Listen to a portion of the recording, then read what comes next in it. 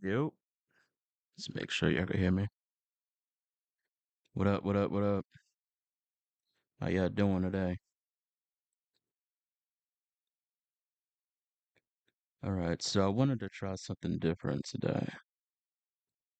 I know most of my live streams are like gameplay related and shit like that, but so today I wanted to try something a little different because there are some things that I haven't really watched yet, and I figured why not watch it on stream since they're pretty new. So this is mostly for the people that are interested in Resident Evil as a game, as a franchise. It is something that I've always been into since I was younger. So, yeah, we're gonna jump into this. OG, what's good? How you doing, OG? Hope you're doing all right today. But yeah, I wanted to watch this and watch a few other things to get myself prepared for the new Resident Evil coming out at the end of this month. So, for those that don't know, Resident Evil is basically a franchise that's about the zombie outbreak, but it's just not so simple as, let's say, The Last of Us or any of those old school zombie movies and shit. It's more so about, there's a lot to it. It's a big story to it, but it's mostly about viral outbreaks. So, as we all know, no, I'm not even going to get into that because, yeah, I'm not even going to get into that. We're going to leave that alone. Yeah, we're going to leave the pandemic conversations alone because there's a lot can be said about that. But anyway, I basically wanted to touch down on this, like videos and stuff, gameplays, and revisiting an old favorite of mine called Resident Evil Outbreak. So Outbreak is pretty much an old game, but it's pretty good. And it has a really good storyline. So I just want to use this time to introduce people into the world of Resident Evil because it's a really good horror. Because I know in today's generation, the youngins, they all into The Last of Us and all this other new school Resident Evil shit, Walking Dead. I mean, Resident Evil shit, zombie shit, like Walking Dead. But the original and always will be the king will be Resident Evil for me. So,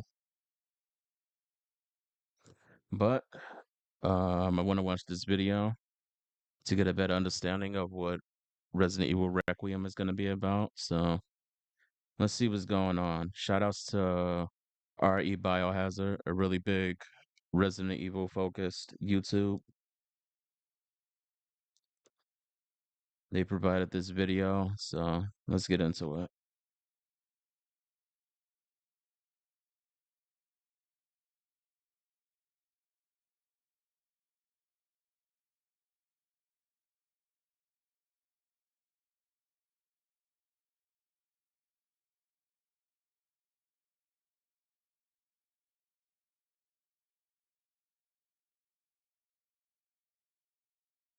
Adrian, what up, baby girl? How you doing?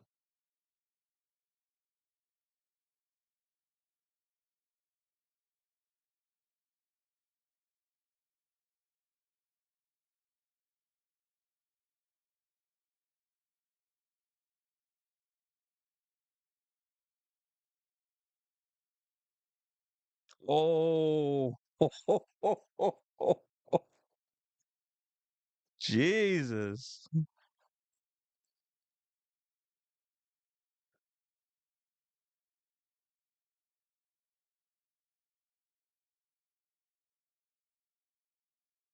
Okay, the hatchet. That's new. Replaces the knife.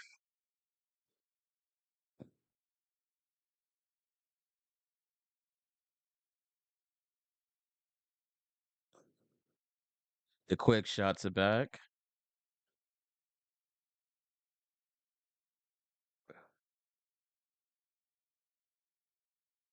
Oh, I need to know how that works.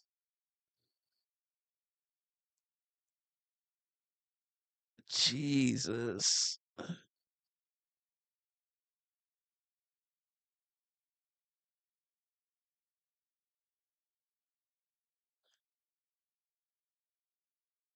You could pick up the chainsaw. That is fucking sick. That's kind of crazy. Pretty sure there's probably like a limit to it. Yeah.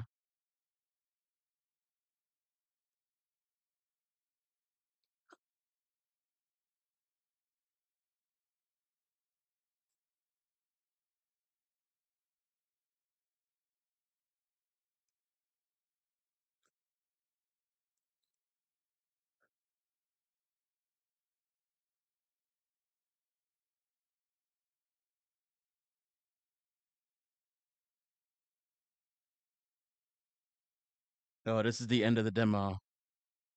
Guess they continue after this.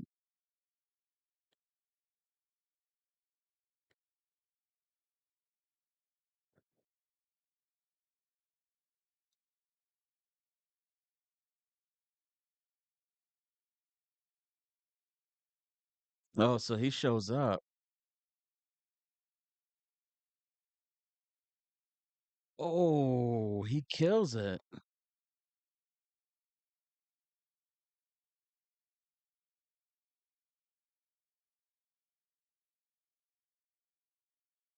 This shit looks good so far.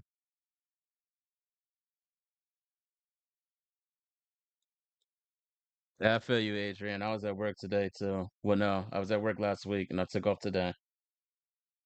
But I appreciate you stopping by. Thank you.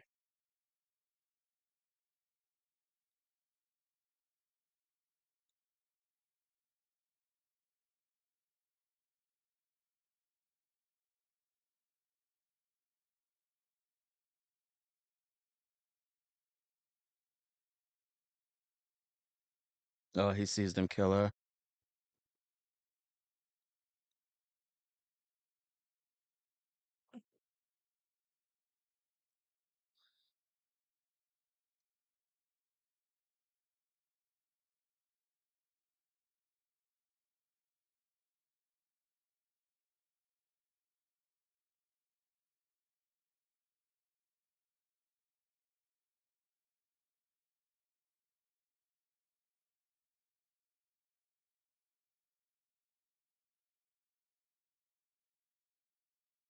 Holy shit. So I wonder if the rumors are right about who that monster could be.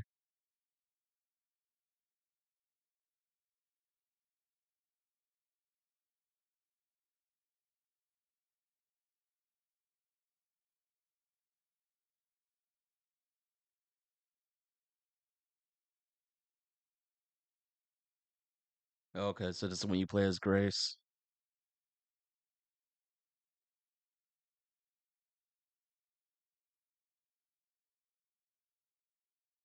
Never wasn't much of a fan of the first person view, but I understand the people that do like it. It does give a more of a immersive atmosphere to it.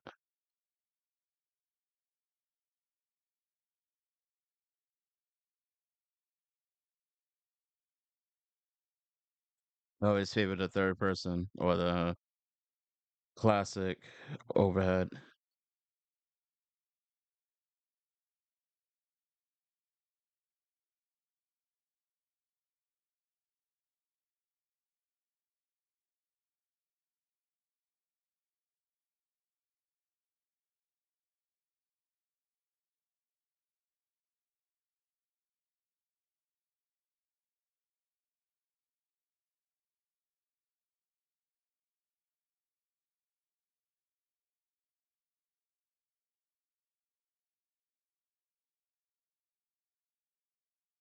Oh shit.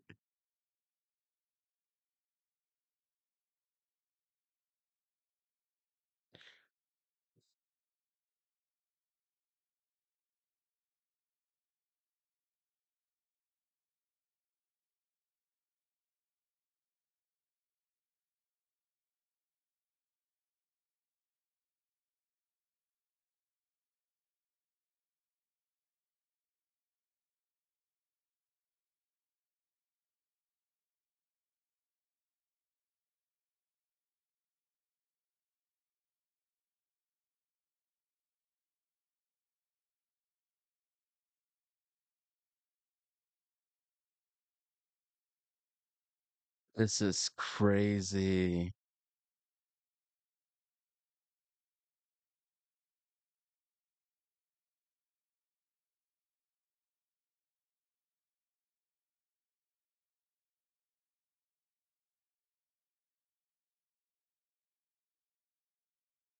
So he's a zombie that doesn't like the lights? That's pretty sick. Holy shit. So he keeps the lights off.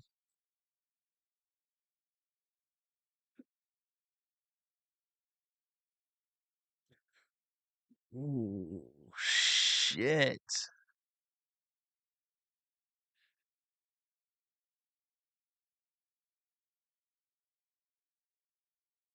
She finds a pistol.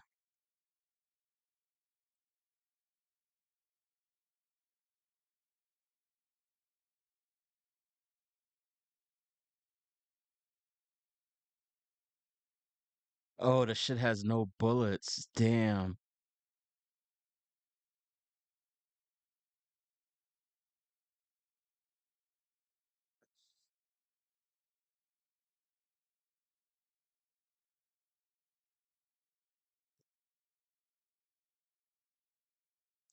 He threw a bottle at her?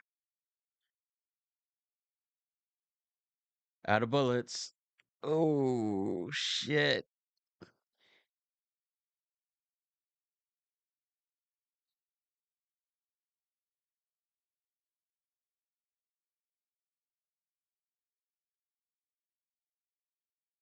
Oh my God. She screams.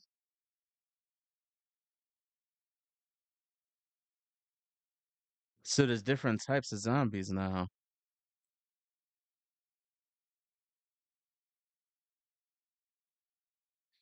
Buddy got another bottle.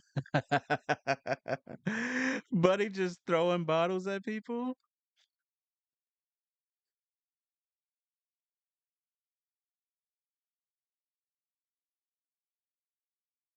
Yo, this game is insane. I can't wait for this shit, man. Holy shit, this looks so good.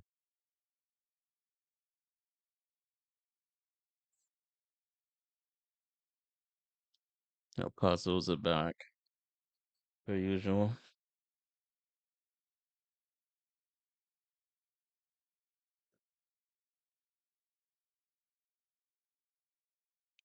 So one of the things that the devs emphasized on,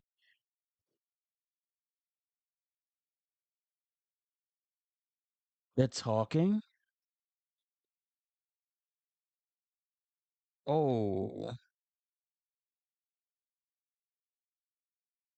okay. So you get knives as defense. You could get the knife back. I just seen the button you could press.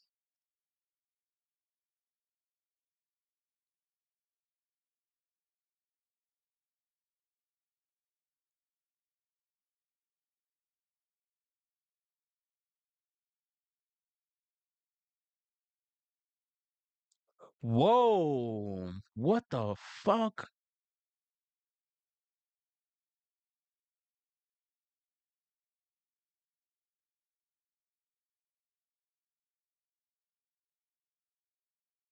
What the fuck was that?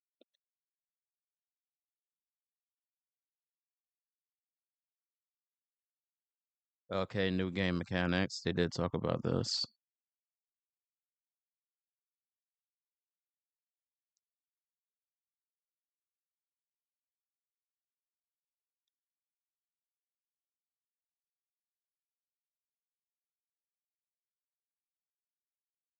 Did he say quiet?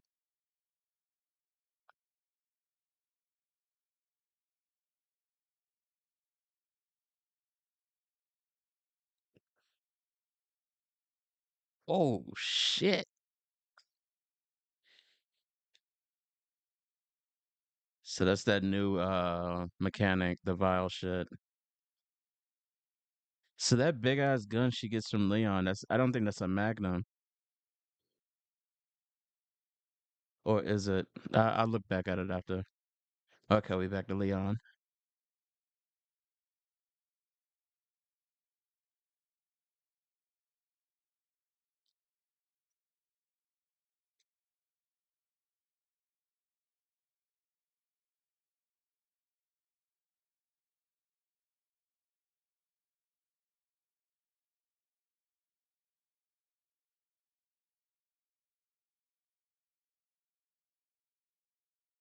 Oh my God. What the fuck? Yo, that is crazy.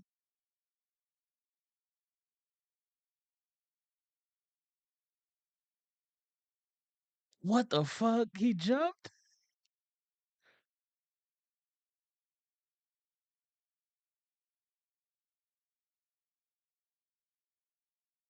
Oh, you fat bastard.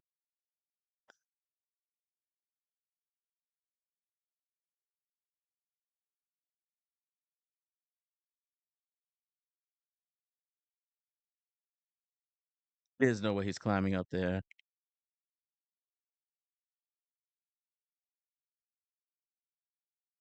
Oh, jumping melee? Nice. Our boy getting back to work. Yo, that game looks crazy. I can't wait, yo. Holy shit. That game looks crazy. All right, so let me go back for a little bit. All right, so right here,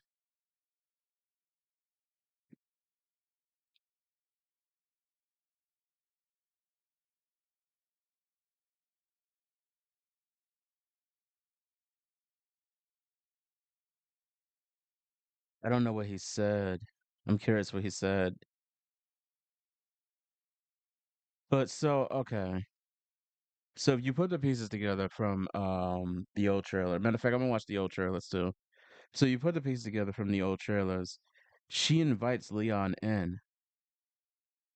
So it wasn't Grace. Grace is the other character. So it wasn't Grace that she invites in. It was Leon. But I wonder why he's here because they don't really say what he's there for. Other than the fact that he's investigating like a missing police officer or some shit like that. But I think at this point he has a general understanding that they're going after Grace because he says something to that effect when he does see her again. Well, not again, but when he sees her. But for this lady, she's not a part of anything. So I'm guessing she's just a regular worker within the hospital because she obviously has no idea what the fuck is going on and she gets killed, which I wasn't expecting. I wasn't expecting her to get murked like that. So it's kind of crazy.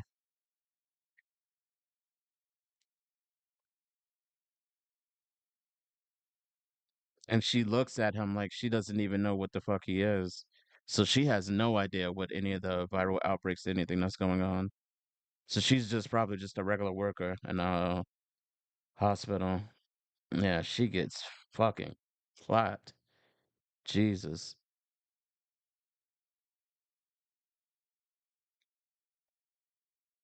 So the gameplay. So this obviously revisits from Resident Evil 4 where you could counter the chainsaws, but instead of the knife, he has a hatchet now.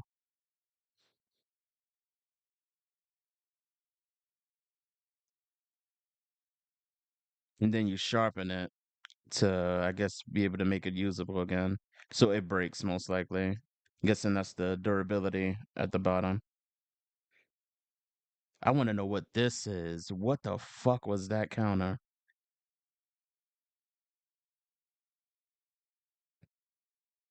And then the quick shot from earlier too. That's from Resident Evil 6, so they brought that back. The melees is pretty crazy. And being able to pick up the fucking chainsaw. So wait, let me see. Was that a bar? What was that just now? Is that a bar to it? Oh no, there's no bar to it. That's the hell. But why does it flicker red like that? Or is that just a design? Yeah, what the hell? Or did he hit him before he swung? Oh, okay, I think he hit him. He hit Leon before he swung the chainsaw. Okay. So it probably gets a few uses before you gotta let it go.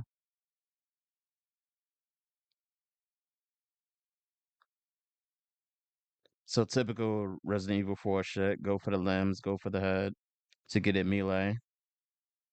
The melees look crazy though. He goes to work.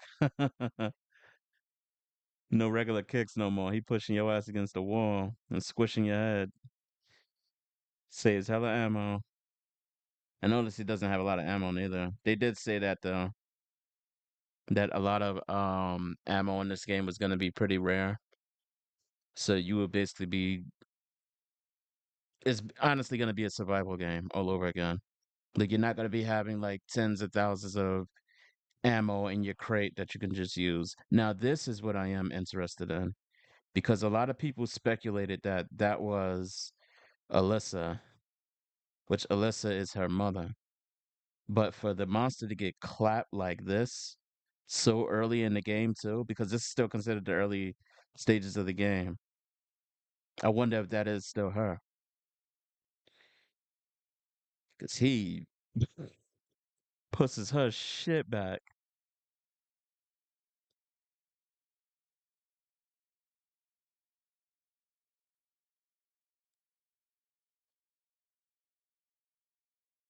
Yeah, he kills her immediately. So I wonder if that really is Alyssa or not, or that's just a random patient. Because that was the assumption that most people made.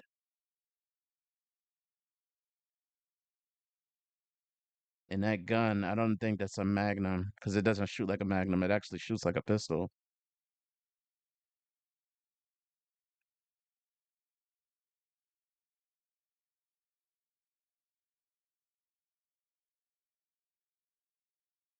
Yeah, so he knows who Victor Gideon is.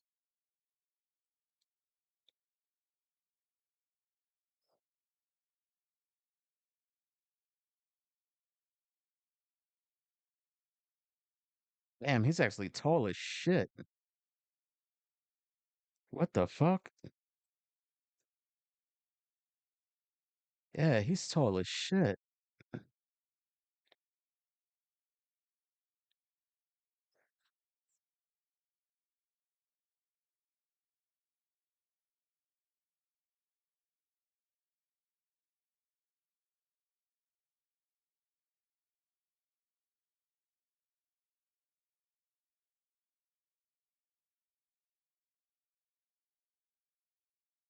So that was that Leon?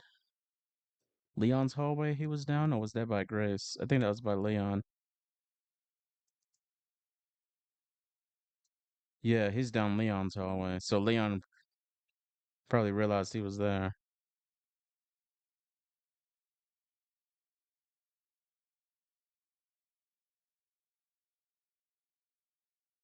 Wow. A lot of things happened I wasn't expecting to.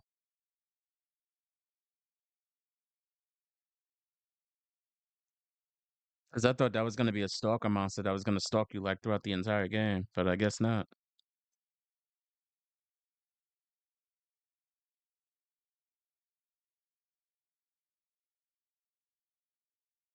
Yeah, the puzzles or whatever. So moving to this.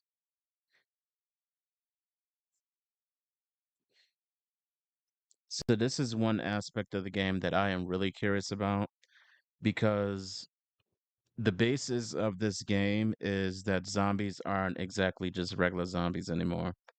They're not like dumb zombies anymore. They're not like Magini and shit from the other Resident Evil games either.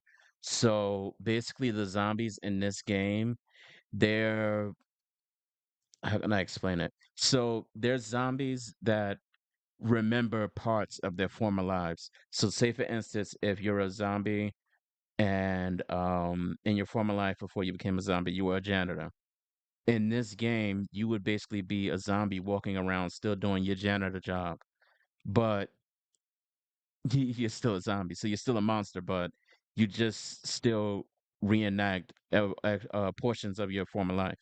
So, for instance, this zombie who was a butcher, he's still butchering, but it looks like he's probably butchering people now. But yeah, so he's still reliving his former life. They're not just like dumb, slow, moronic monsters just walking around now. They're like zombies that retain portions of their former lives.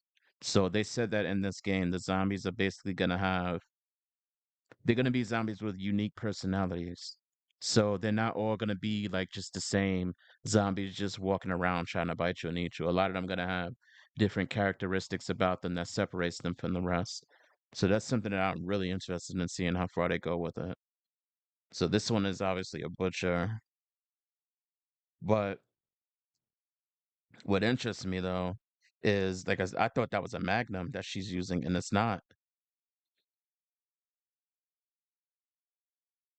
It can't be. Yeah, that shit. A Magnum would have took his head off. That should just stunned him. So that can't be a Magnum unless it's weaker when it's with her.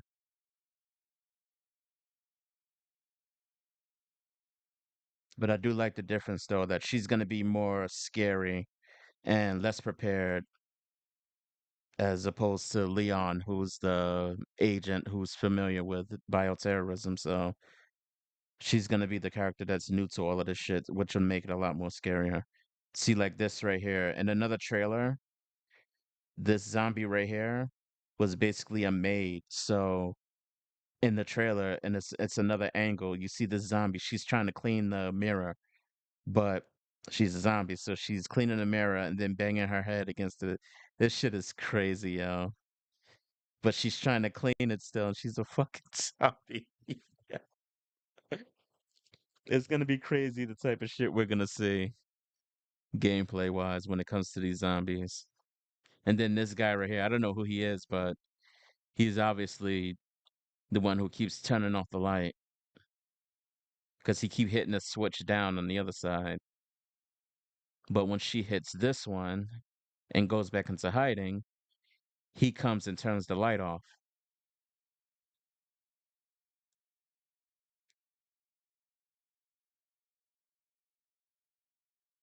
So that'll probably be a sneaking option. You could just sneak right past him, but of course they don't do that.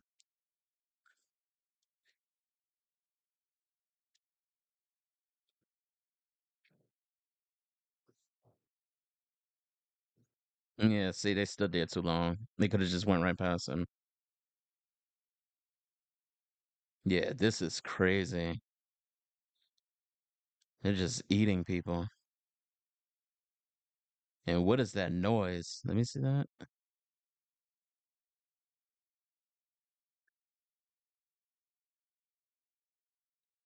Somebody humming? Yeah, so she finds a pistol with no ammo in it. So, like I said before, the ammo in this game is going to be really scarce.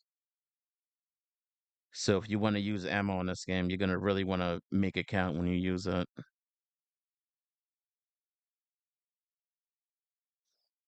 Yeah, this part was pretty crazy. So, this guy right here probably was an alcoholic because he has a bottle in his hand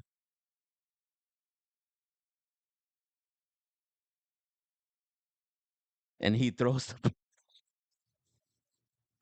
the bottle at her.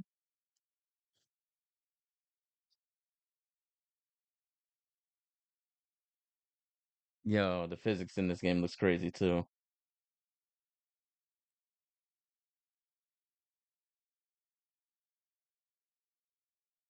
Now, this zombie, I remember them saying that she was a singer or something like that.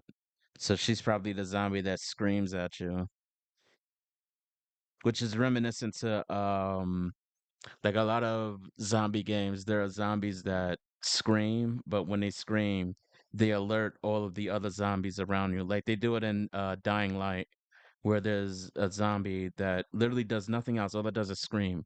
But when it screams, it basically alerts every zombie around you within like a mile radius or so. It lets them all know you're there. So all of the hordes of zombies comes directly to you. So I'm guessing that's probably something she does. So because I don't see her, she's not biting you or anything like that when she grabs you. So it's probably like just a scream damage.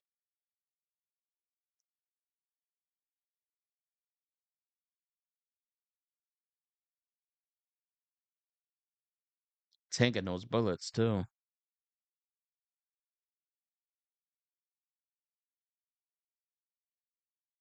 Yeah, got her again.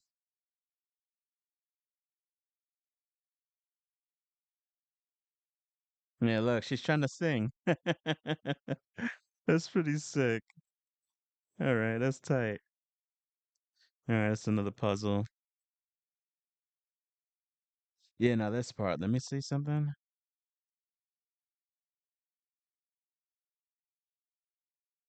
They fucking are they talking to each other?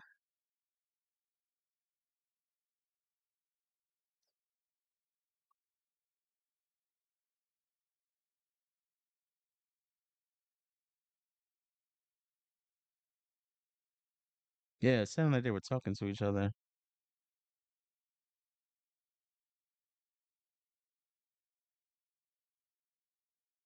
They look crazy too.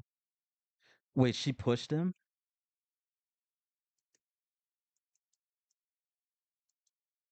Ah, so she has a melee. She could push them.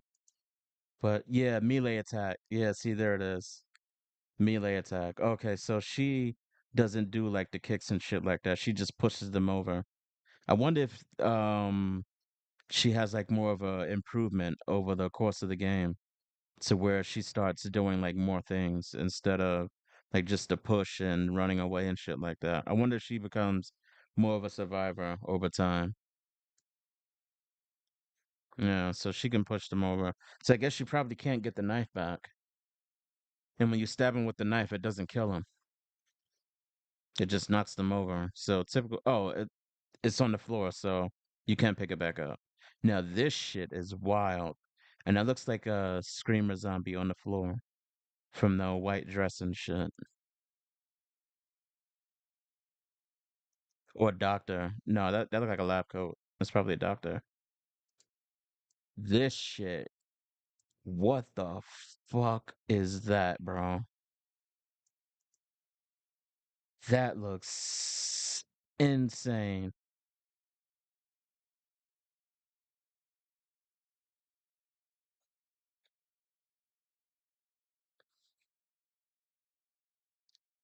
So this is kind of a callback to Resident was it 6?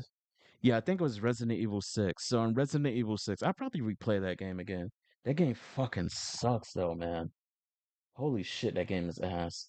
But in Resident Evil 6, you have I think it's like the first few missions when you're in the city as Leon and Helena. So you're basically running around the city and you run into these survivors, and these survivors are in the room because it's an outbreak in the city. So you're just running into survivors all over. But you run into a group of survivors in this apartment building, and all of a sudden they hear like this ramming into the wall. So as they're ramming into the wall, a fucking big blob, not this big and crazy though, but a big ass blob zombie just bone rushes through the door. And that was probably one of the most horrifying zombies I've ever seen. Because if you think about a zombie. This zombie was like, I want to say at least like 12 feet tall, 12 feet tall and big and fat, but not like big, fat, and blobby like this, but like just real big and fat. And this zombie, the way that it attacks you is, of course, it swings at you, it tries to run at you, it tries to charge at you. But when it grabs you, the zombie literally picks you up and you can't escape it. Well, in the game you can, but just imagine a zombie that fucking big and picking you up and grabbing you and just eating you. And that was probably one of the most horrific fucking shit that I've ever seen when I was playing Resident Evil 6. That's why the city section in that game is probably the best section in the game because it's just crazy throughout. I might play that game again. I don't know if I feel like playing through that fucking mess of a game, but yeah, so them using this blob nasty piece of shit is just nightmare fuel. This looks insane. And I wonder how far does he actually chase you? Like, does he chase you throughout, or is it just sections of the game that he just follows you?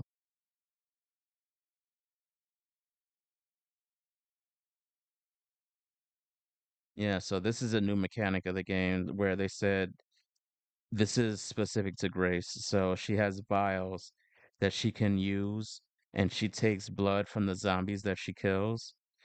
And when she fills it up enough, like they don't go into detail about it, but when she fills it up enough, she can mix it with the injector that she has, which she's just doing now, and she could use it as a weapon against zombies. Wait, was he there the first time? Oh yeah, yeah, he was standing there. They just didn't look over there.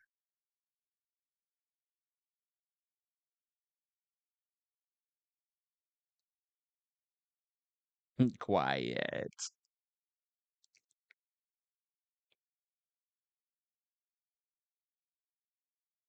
Yeah, so I guess this is her way of doing sneak attacks.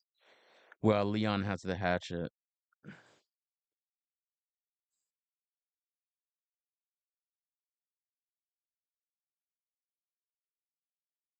Yeah, so this is a storage box. So it's probably the save room. All right, now back to Leon. Now this shit is going to be crazy. Fighting this thing in this tight ass space. Like, look at this shit. That is crazy, yo. This fat, nasty bastard. Looks like he's eating someone, or probably eating a zombie. That looks fucking crazy. So he gets the shotgun from this area. Holy shit. And this thing is quick too. Just gets stuck sometimes.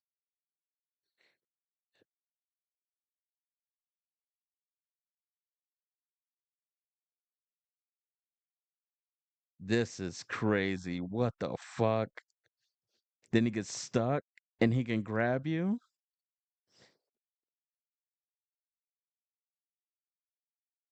Jesus Christ.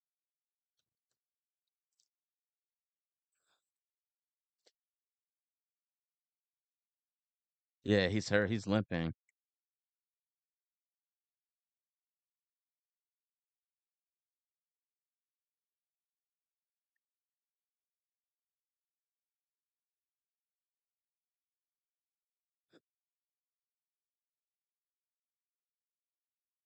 Back to the old, well, the new remake Resident Evil.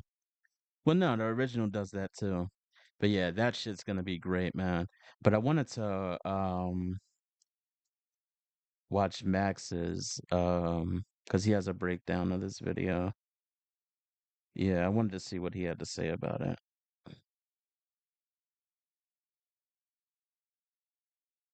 All right.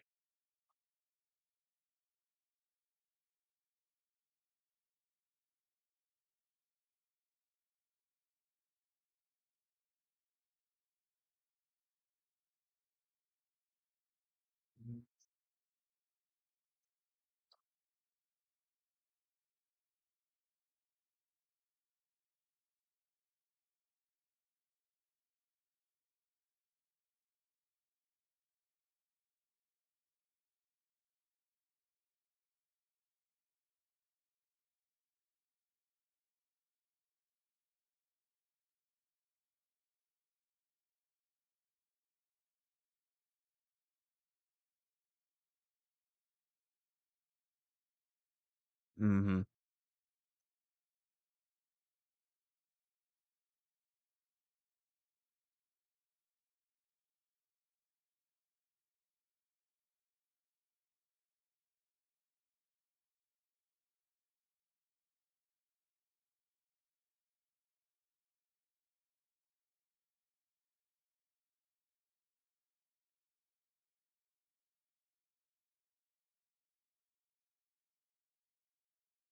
All right. You know, I changed my mind. I don't want to get too deep into it because I don't want to spoil myself. So I'm gonna leave that alone.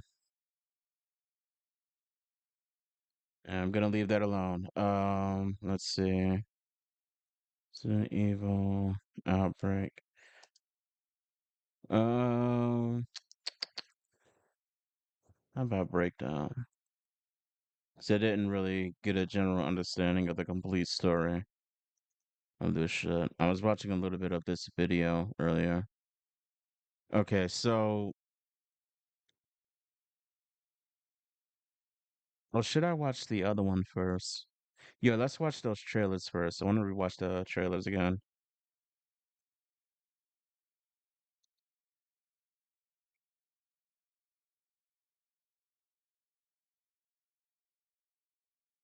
Yeah, let's go directly to the Resident Evil website for the official ones. All right, so let's go. Yeah, let's go back to the original one. So this is the original trailer to it. Maybe some things will start looking better and start making more sense.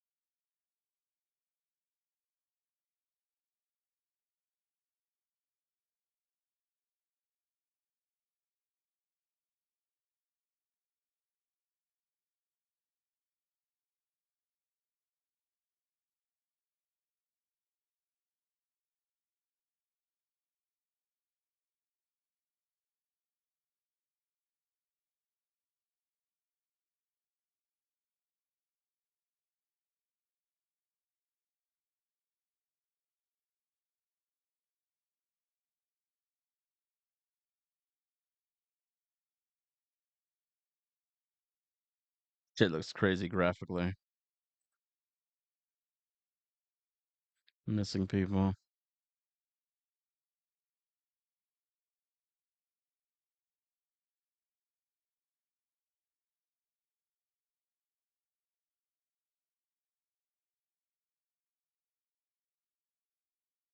I'm glad they didn't show anything about Raccoon City yet.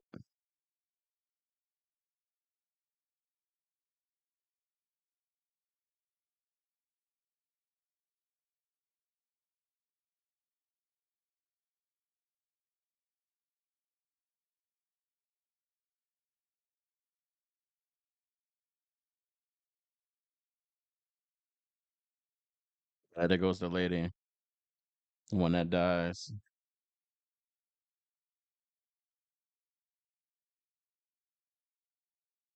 Yeah, so a lot of, I mean, it pieces together a lot of things now that we are where we are, and they've shown a lot more now. Um, where's the Leon one? I think it was this one, right? Yeah.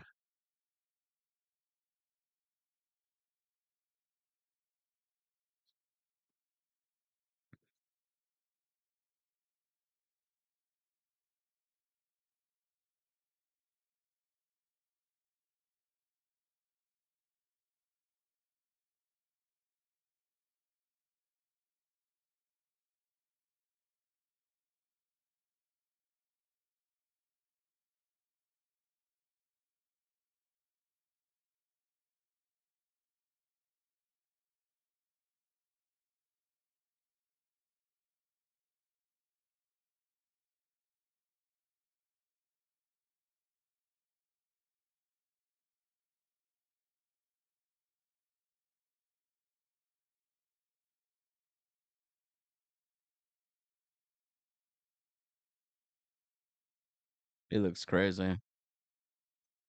I wonder if he's an experiment or did he just mistakenly get infected? I do believe that is Sherry. Sherry Birkin. I do believe that is her. Just her voice, it sounds exactly like her.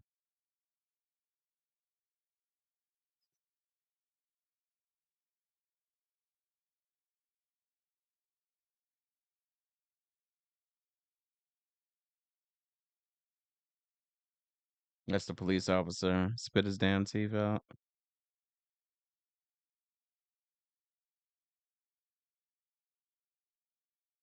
Shit, hold on. Did my headphones die?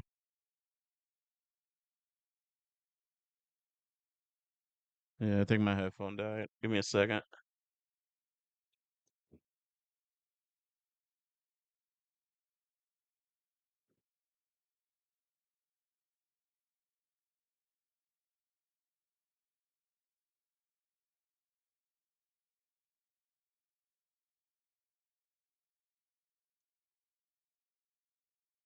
Come on, connect.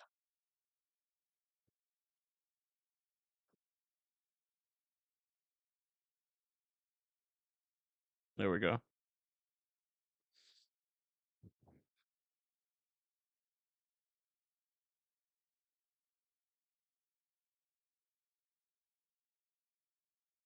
That's what I'm curious about. How does he have ties to Umbrella?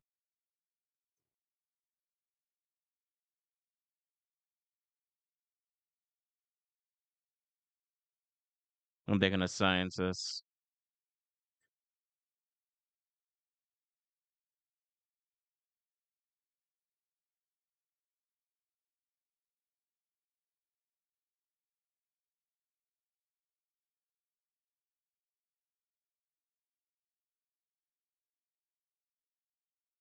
Okay, so Gideon knows that Leon was coming there. Oh man, I'm so confused. So maybe Gideon is the only one that knows about the outbreak that does happen. I don't think he has any accomplices, anything like that. Maybe it's just him.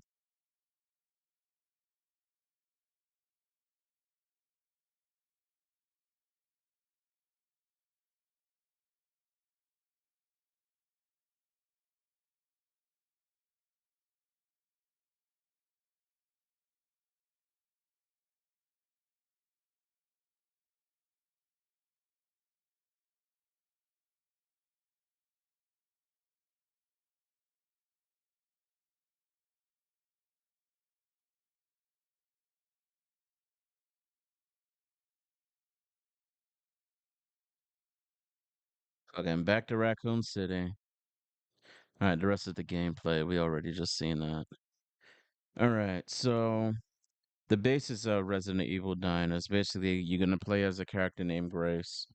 Grace is the daughter of a character, an obscure character from the series, and this obscure character is from one of the very older, less notable Resident Evil games that people didn't know of unless you played Resident Evil like I did back in the day, and that's Resident Evil Outbreak. So Resident Evil Outbreak is much less compared to the main titles, the main standalone titles, in that it's more so of a team-based game, but it came out during an era when online gaming just wasn't really a thing. So now that online gaming, like this is why so many people are really pushing to bring Outbreak back because now with the current state of video games right now, people really want to be able to play Outbreak again because it was what made Outbreak so good was that it had an online to it. But like I said, it was an online game during a time when online gaming just wasn't what it is today.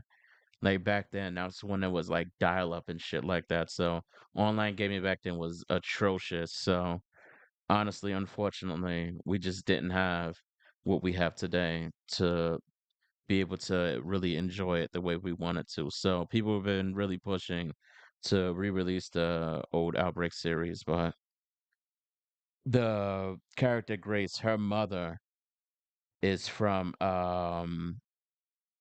uh Outbreak 1 and 2.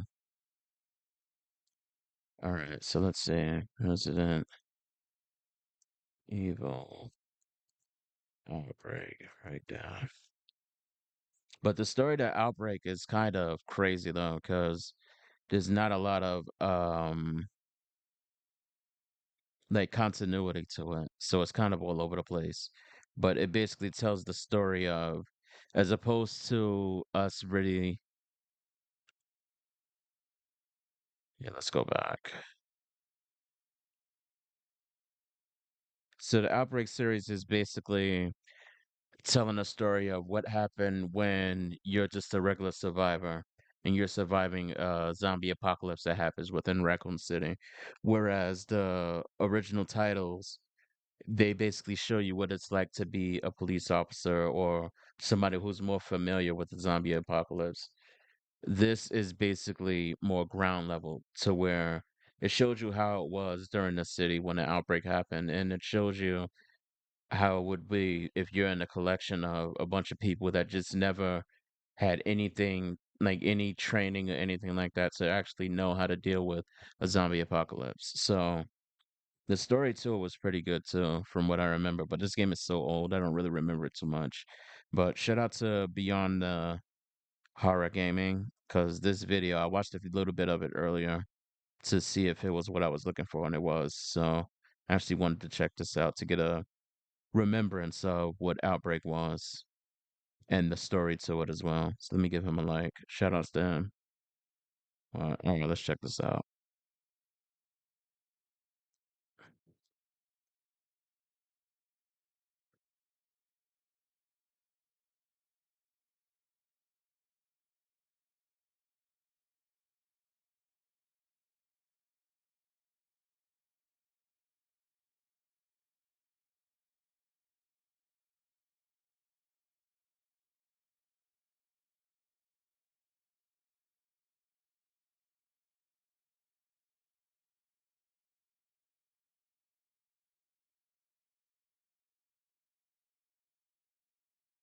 We really do.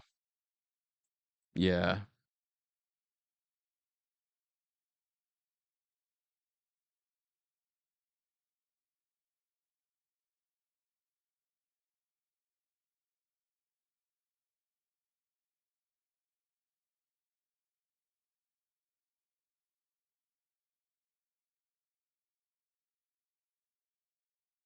Yeah.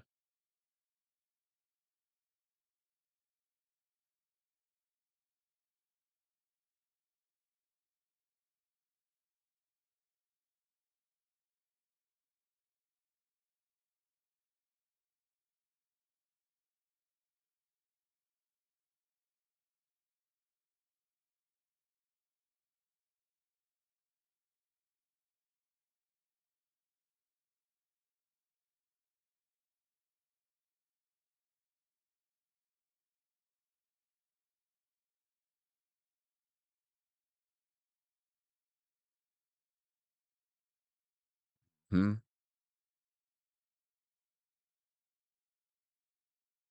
Yeah.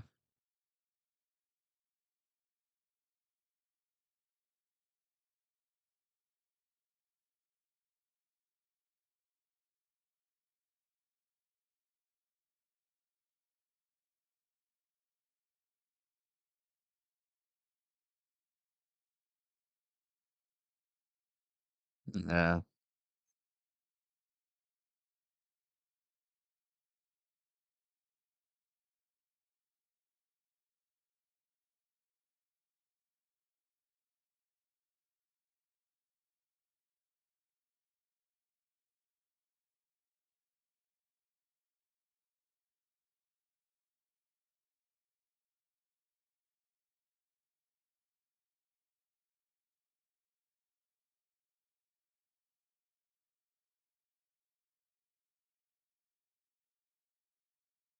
Yeah.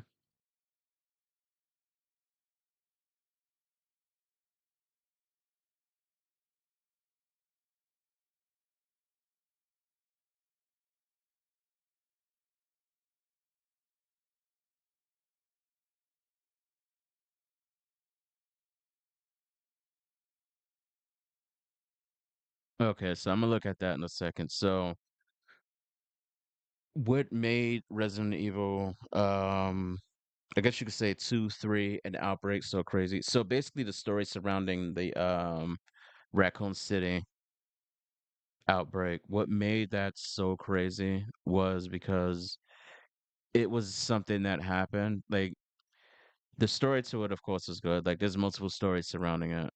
So it's kind of hard for me to explain that without getting into a little rant about it. But what made it so crazy is imagine you are where you are right now, and out of nowhere, no alarm, no warning, no nothing, no type of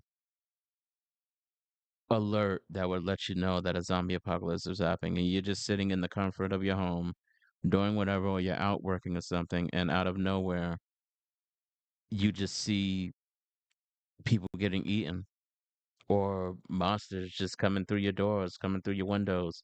Like what made this so chaotic in Raccoon City is that it happened so fast, so quick. Like it's happened and it spread so fast, so quick that people didn't know what the hell was going on.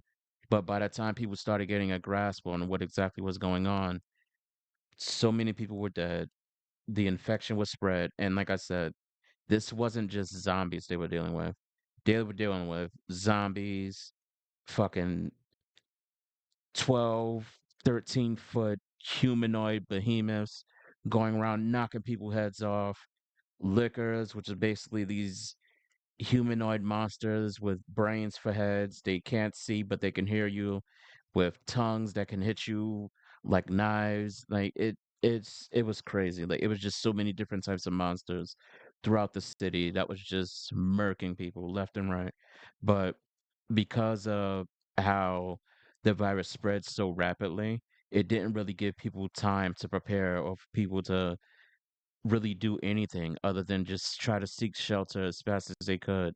So it was just complete panic everywhere. So the Outbreak series basically showed you what it's like during the initial stages of the outbreak of it actually happening. Because Resident Evil 2, you take control of Leon and Claire, and they basically enter Raccoon City when it's already happening. Like when basically every majority of the people are probably zombies, and there's more monsters than anything all around the city. So they enter the city when it's already overrun. Resident Evil 3, you're taking control of Jill, but Jill is somebody that has experience because she experienced the Arklay Mountain incident and she survived the mansion. So she's somebody that has experience. So it's not really too crazy for her to deal with. Like she has more of an understanding of what she's up against. Whereas in Outbreak 1 and 2, you're basically taking control of regular civilians, people with jobs, people that are just living their regular American life. And out of nowhere, they just experience probably the worst day of their lives. Well, no, it is the worst day of their lives because they just have to figure out a way to survive um a hordes of zombies that are growing by the day because everyone's dying, and when they die, they raise back up into zombies. So it's just a crazy thing to think about. All right, so this is basically telling us the dates of each scenario that happens in order, but I think he's going to go by his own order, so we actually don't need to pay attention to this.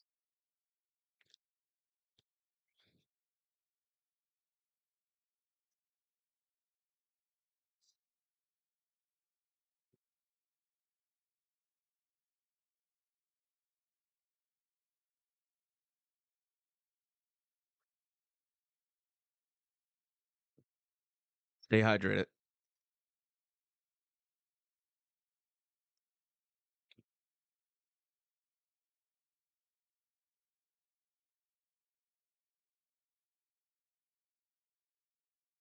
Wait for my phone. Yep, nice.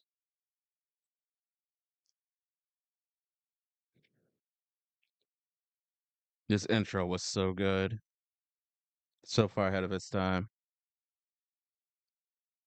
The music and everything, just so good. So this basically tells the story of how the outbreak occurred.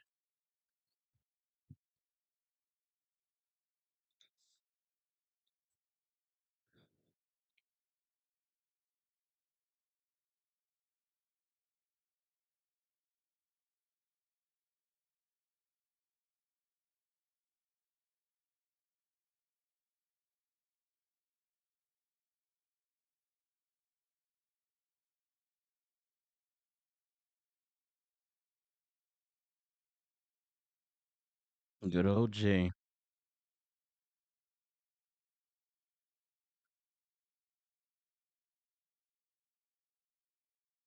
All right, so let me pause it there for a second. So, how the virus spreads is, for a short synopsis to give an understanding of how exactly the outbreak occurred, because they don't really explain that in the story of this game.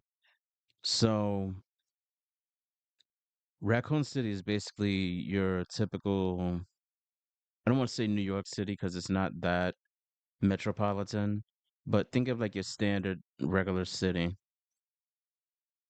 And underneath that city, just imagine there's an underground secret lab below the sewers, below the very infrastructure of your city. There's a secret lab, and they're conducting the most illegal, most inhumane experiments possible. That's basically what Raccoon City was. And not only that, but Raccoon City was rampant with a lot of corruption. So I could go into detail about that too, but that will have to be for another day. There's a lot of intricate corruption that happens within the city, but basically the company Umbrella is conducting illegal experiments underneath the Raccoon City. And of course, you get the occasional people that go missing, the occasional people that die, and their corpses go missing, but it's human experiments, of course. So they're conducting experiments, and there's a doctor by the name of William Birkin. So William Birkin was basically a lead scientist, and around the time where Umbrella started to kind of fall apart, because this happened after the events of Resident Evil 1. But once Umbrella starts falling apart, William Birkin wants to jump ship. And the only way for him to do that is he had to make an agreement with the US government. Now, this is where the corruption of the US government starts to happen because US government already has an idea of what Umbrella is doing, but they don't really do anything to try to stop them. Because in all actuality, I think the US government in this game wanted control of the virus instead of being able to completely neutralize the possibility of the viruses even getting out of any Umbrella facility, because Umbrella is widespread by this time, but I want to say the Raccoon City and the Arklay Mountains were like their main hub because those were the most important areas to Spencer. Spencer is basically the name of the Oswald E. Spencer. He's the name of the owner of Umbrella. So Umbrella's conducting all of these experiments underneath the city. William Birkin is working in that same facility underneath the city, and William Birkin is trying to jump ship. So he doesn't want anything to do with Umbrella anymore. But he's one of those type of scientists that are loyal to his work, and he wants to take it with him. So in the process of him taking the samples of a virus he created called the G virus.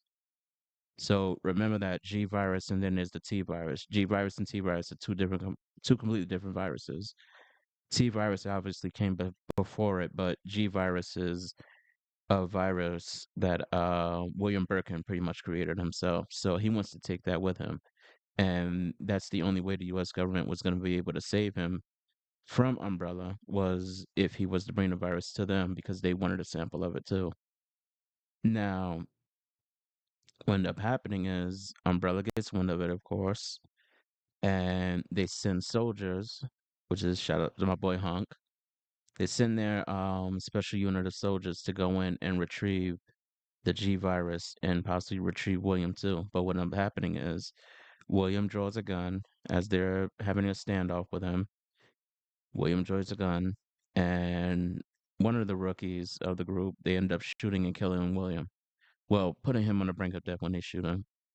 And this all happens in the underground lab underneath Raccoon City. So they ended up shooting him. He's gravely wounded and dying. And they take a box full of the samples of his G virus, but he has one in his hand that he was looking at before they shot him. So he injects himself with the G virus and it turns him into a monster. So throughout the entirety of this intro right here, what you're going to be seeing is basically William going around as a big monster, going around and killing the soldiers that took his virus. But At the same time, in the case, it wasn't just the G virus in the case, it was also the T virus. Now, the difference between the T and the G virus is the T virus is basically the virus that turns people into zombies, whereas the G virus is more so of a mutagen. It's like a mutating virus as opposed to just turning people into monsters and zombies. It turns people into a monster, but it's a monster that's constantly mutating because it's an advanced stage of the T virus. It's kind of hard to explain, but they're two different viruses, but the G is the more special virus as compared to the T virus, which turns people into zombies. But throughout this entire intro that you're about to see is William going around killing the soldiers that tried to take the virus from him. And at the same time, he's crushing vials of the T virus, which starts infecting rats and going into the sewer system. And that's exactly how it starts to spread throughout the city. Rats become zombie rats. They go up to the surface, they start biting people. People are getting bit by random fucking rats. The rats are spreading the T virus like the plague. And as one person gets bit, they turn to a zombie. As a zombie, they go and bite the next person. And that's basically how it began to spread like crazy. Now, the G virus doesn't necessarily get spread because the samples that William finds within the same canister of the because when the soldiers take the canister, it's like a case with a canister in it, and it has samples of the T and the G virus. William eats the G virus canister, I mean vials, so that they don't spread because it makes him stronger and it allows him to be able to spread it himself. So it's a lot of intricacies to it. It's kind of hard to explain completely, but the T virus, just remember the T virus is for zombies, G virus is for mutants. You'll probably, I think you see a G in this game. I don't remember completely, but I do remember, think you do see a G in this game. I'll point it out if they do show it, but that's how it gets spread. Rats and water supply.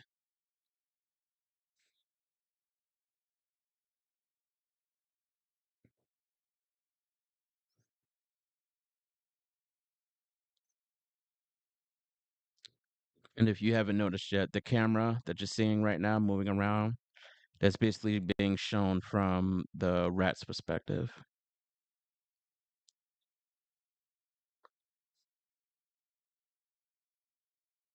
And that's William Birkin as a monster.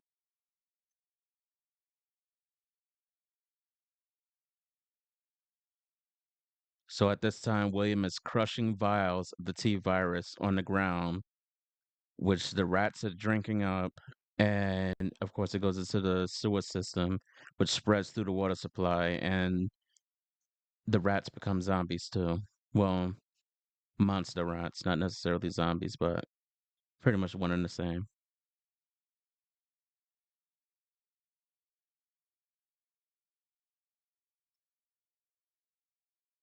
Yep, see, now they're eating him.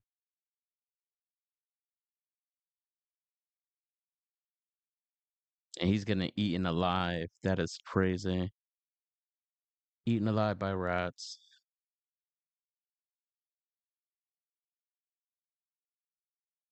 God, what a classic, man.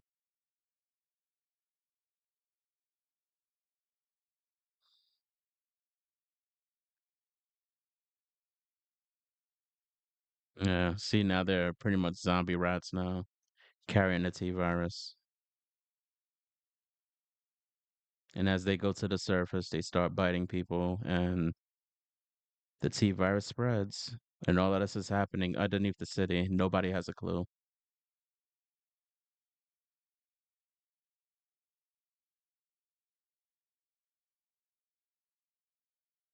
Yeah, classics, man.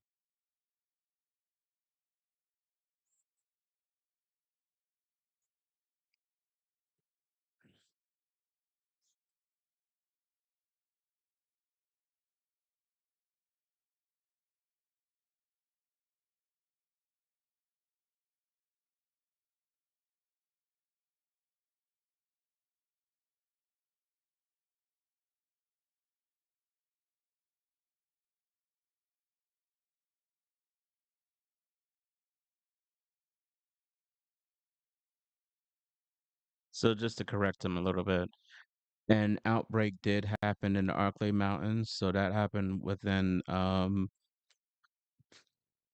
Resident Evil 0 and Resident Evil 1, but it was pretty contained when it happened up there in those areas. It didn't never reach the city necessarily.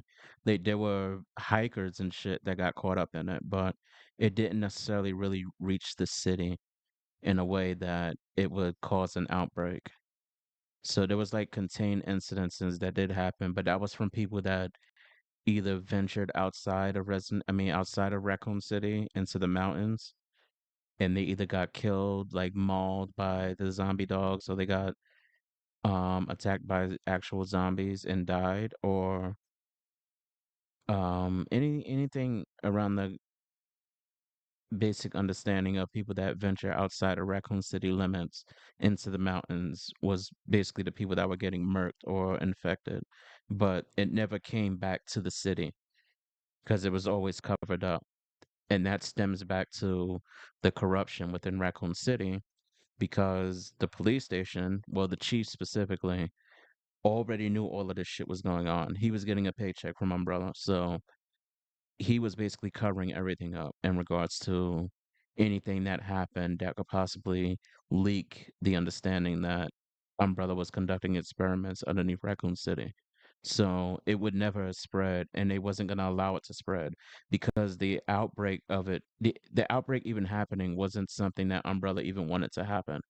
They didn't want that to happen. That was something that happened, and it was just out of their control. So they were pretty much covering it up the whole time of the people that were getting murdered in the mountains by zombies and shit. So no, it didn't happen in the Arklay Mountains and spread to the city.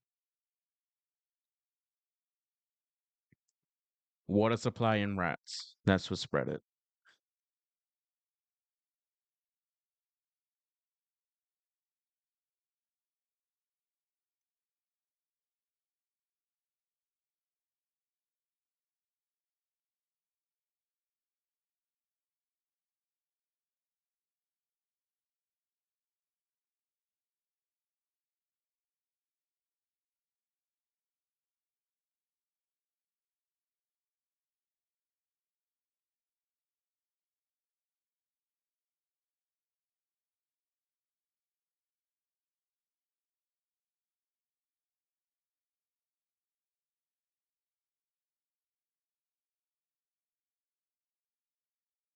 And by this time, it's already spread.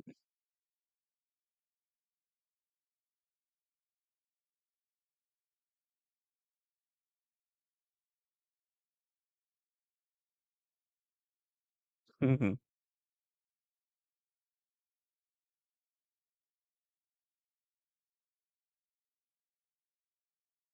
wonder if he got bit by the rat.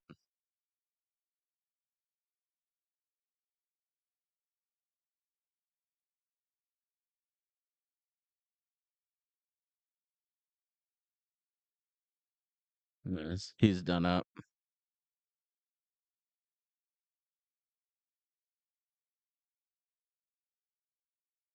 Yeah, same.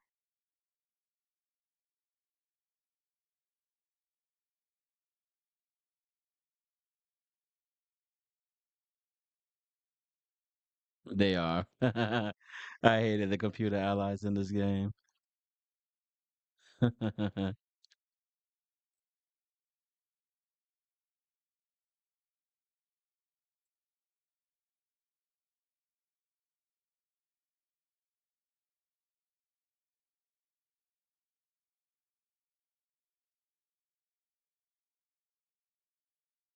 Yeah, so that's another thing about this game. This bottom corner right here, where you see the blue circle is, there's numbers underneath it. So it says 10.12%.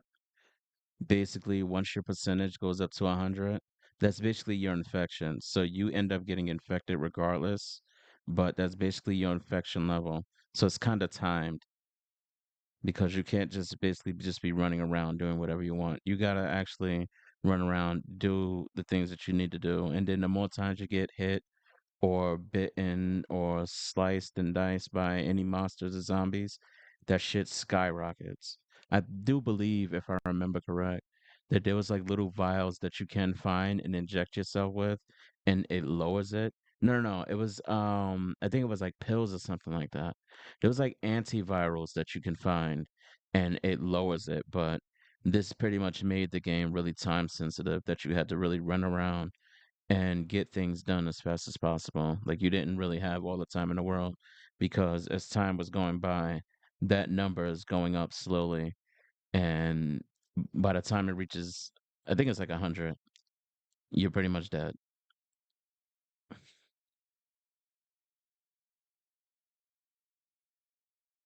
Yeah.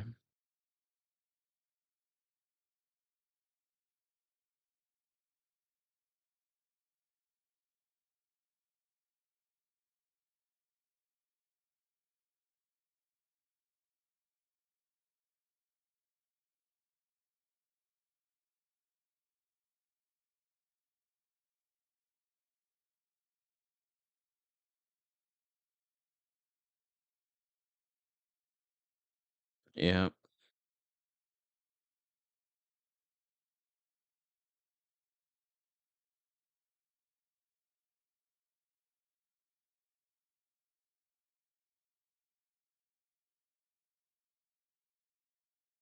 So I think this guy is pretty much making his own interpretation of how he thinks the story went. Because there's no clear cut understanding of who it is that actually does survive canon wise or nothing like that. But an aspect of this game also is that it just reminded me from just watching this is you can, as you're running around, you can pick up things like broomsticks, pipes, um, knives. That you run around, you could pick up weapons and stuff and defend yourself with against zombies. So it's not all about just guns and shit like that. Like you can actually run around and pick up regular everyday items just to defend yourself.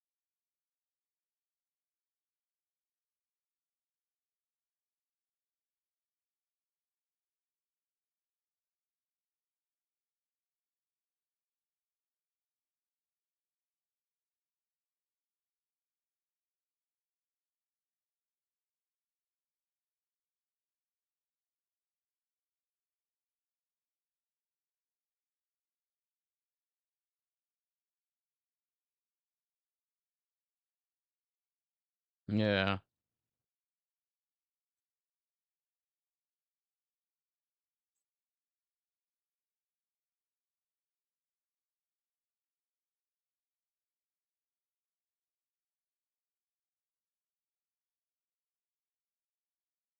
Mm.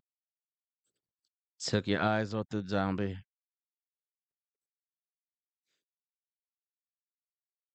He's done.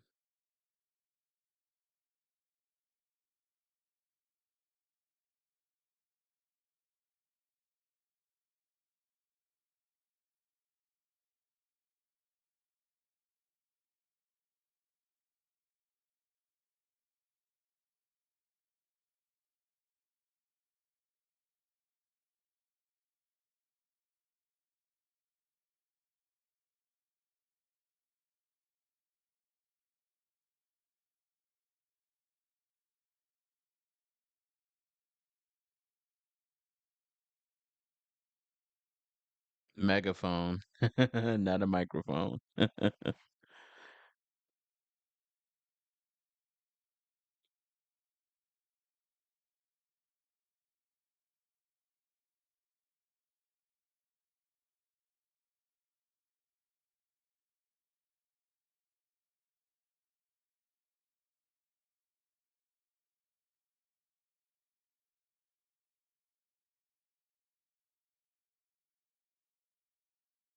It's when they first realize how truly bad it is in the city. Like it's not a contained incident that's just happening in a few places. It's really widespread throughout the entire city. That you got to look at this from the lens of regular people, everyday people that are realizing exactly what's going on as time goes by.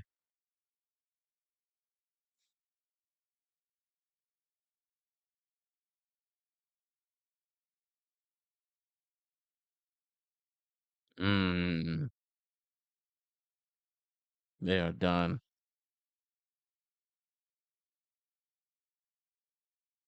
Shoot your damn gun.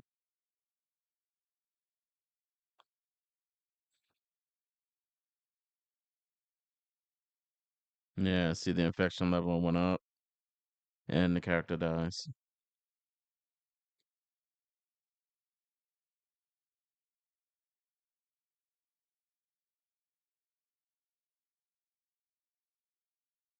Also, when the character dies, they get back up and turn into a zombie. That's another thing about this game. So, say for instance, if you're playing with somebody and their character dies, a little bit of time will pass by and their character eventually turn into a zombie.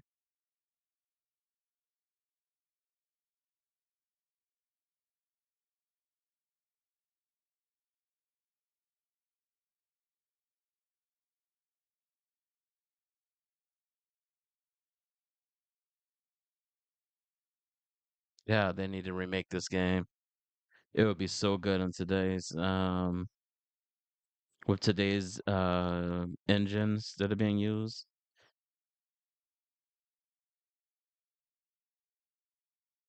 The RE engine that's being used for the latest Resident Evil games.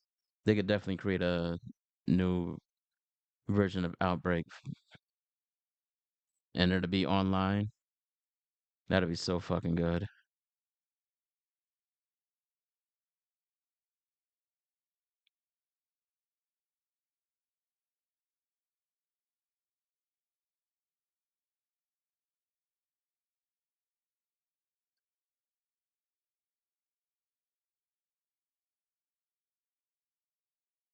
Yeah, and the government quarantined the city too. So you couldn't even escape the city if you wanted to. Unless you found a way to get around them. You couldn't even get out of the city because they kept you in it. So if you was to even try to even leave the city, they'll probably kill you.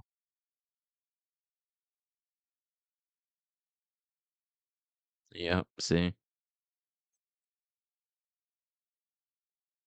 Mm-hmm.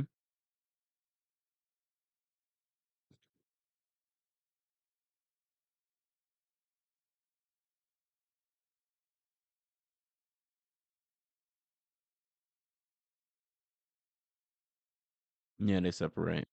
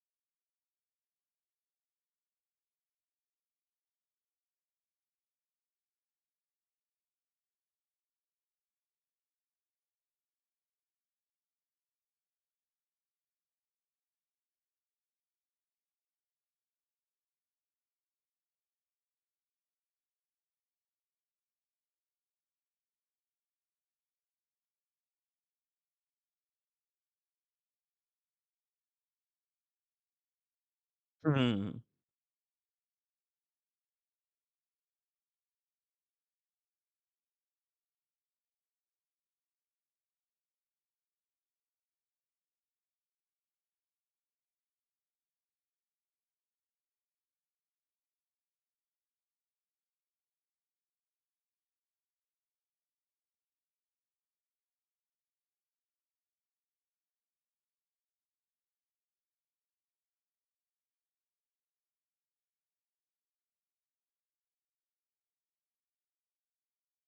So that chick is obviously an employee for Umbrella.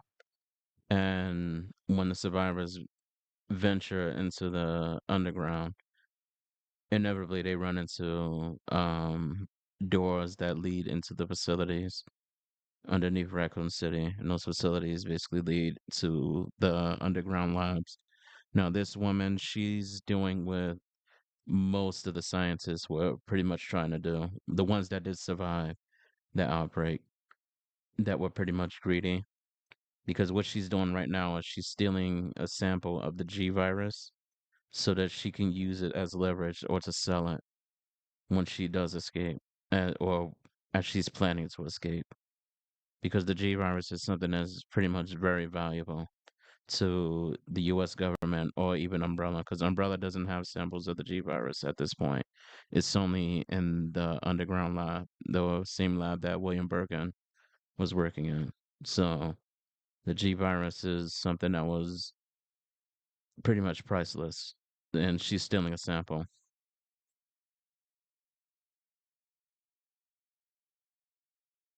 And I think Yoko is an employee of Umbrella.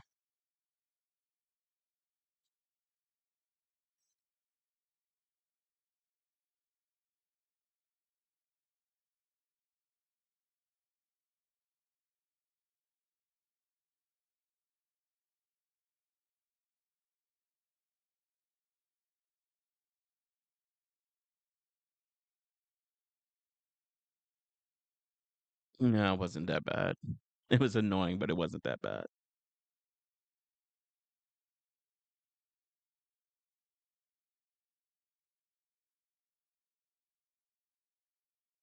Yeah, if you have her on your team, she eventually dies in that mission. I remember that.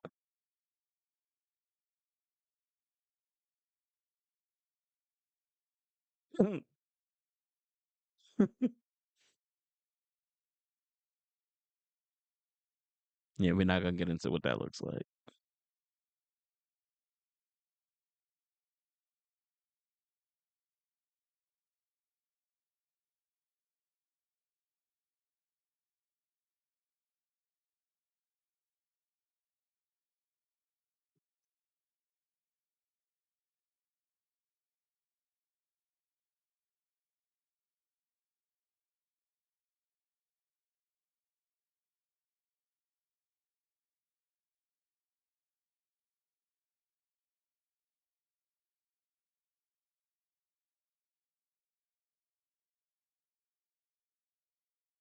It was William Birkin that attacked her.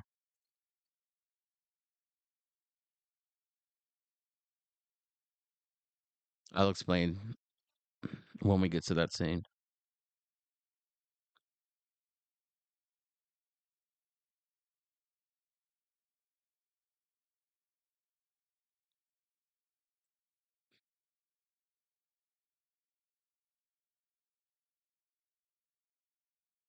Wait, what did that say?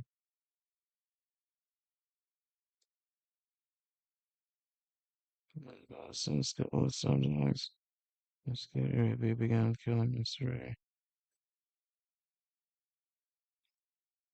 Let me see. Let me look that up. What monster is that? Let's type that in, see if it'll tell me.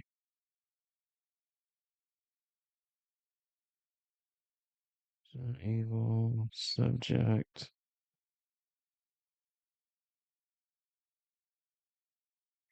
A so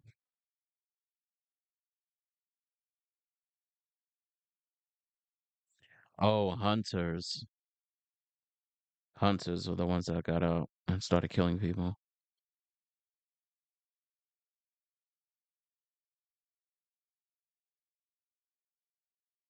Yeah.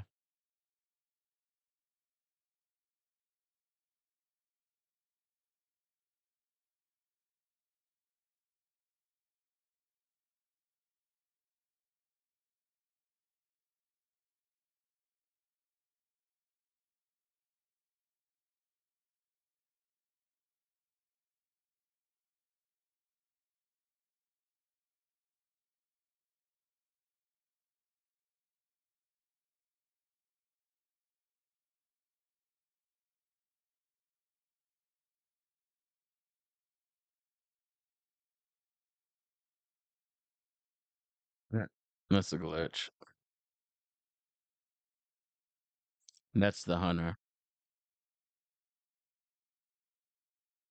So that's broken, right? But that's not what pretty much she was infected with.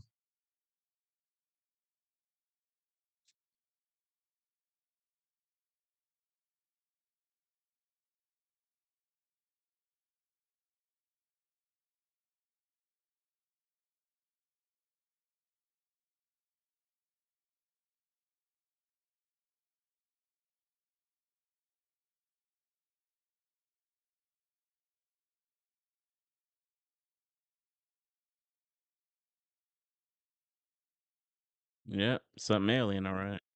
Just like the damn movie.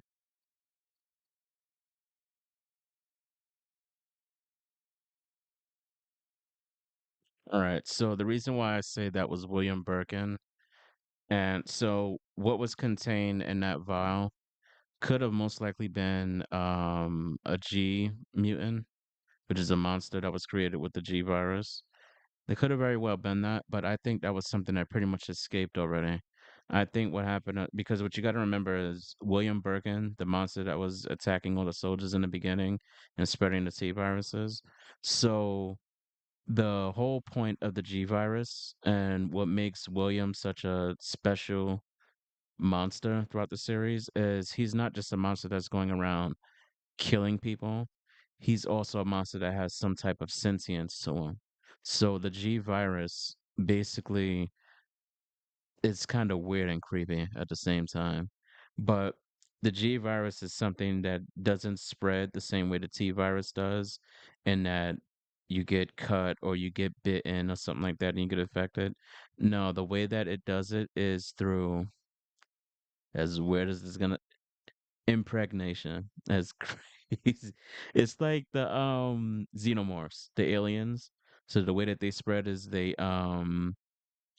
basically force feed you an egg, and that egg pretty much creates a chest burster. That's basically what it is. The face huggers from the Alien franchise is basically like that. But William Birkin, the monster, is the one that does it. And around this time, he's still wandering the entire um laboratory. Like he's still wandering around. The laboratory and the sewers. William as a monster is still running around, but what he's trying to do is trying to find suitable hosts that can hold the G virus, because as I said before, the G virus is something that's a lot more special, as in it doesn't just spread like a virus. It immediately creates a life form the moment it's injected into somebody. But if the life form is going to survive or not is the problem, and why he doesn't just going around and just giving it to anybody. So he tries to find suitable hosts that could be able to hold the G virus to where it would create a monster as it did just now, because she got attacked by him and put he basically impregnated her with the G virus, and it created the chest bursting monster. And that's basically what that is. That's called the G mutant. And you're going to see what that turns into, and why I said the G virus is a lot more special than a T virus, because the monsters are constantly, continuously, if they're left alive long enough, they're constantly mutating all the time.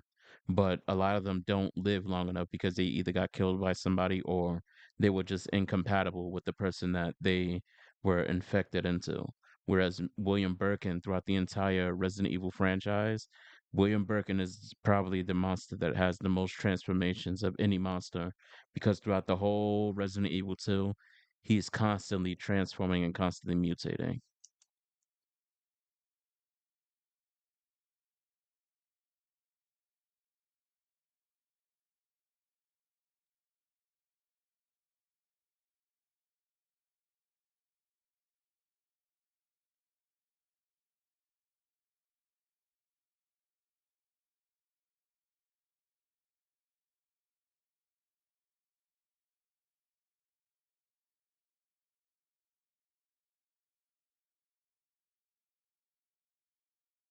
And this is a characteristic of all G mutants too.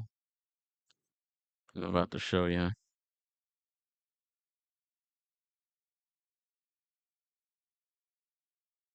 They always have an eye on them for some reason.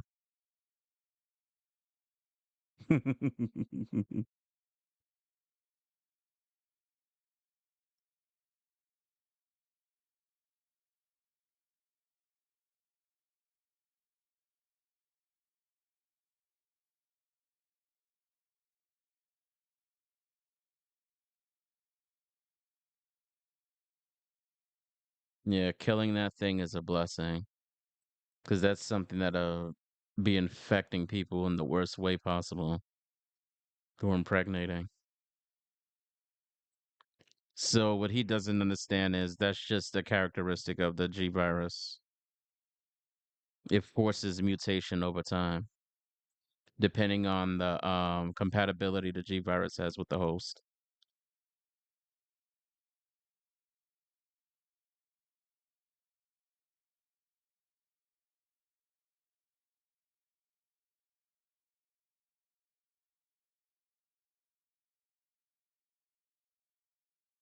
Look at that hand.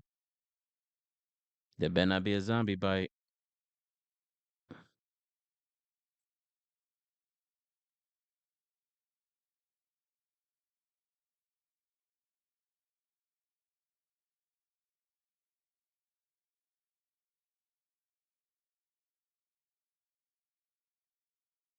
So this character, Alyssa, the chick in the red outfit with the blonde hair, she's the character that's the mother of the main character in Resident Evil Requiem. That's her mother.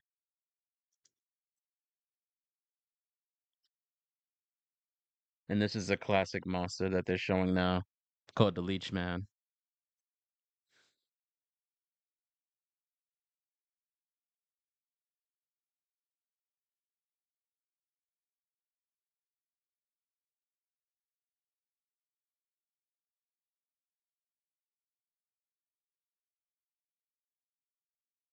So the Leech Man is basically think of a zombie that's just completely covered in leeches, and the leeches control the body.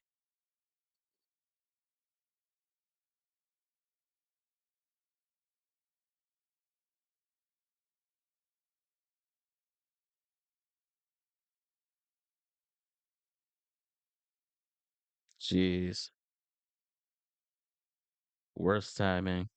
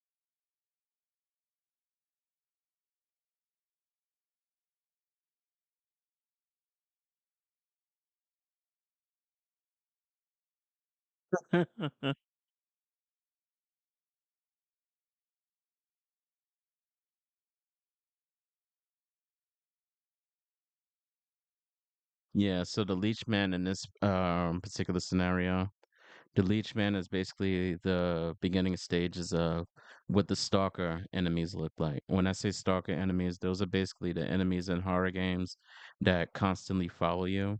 Like doors don't stop them because they can either go through vents or walk through doors or go through walls.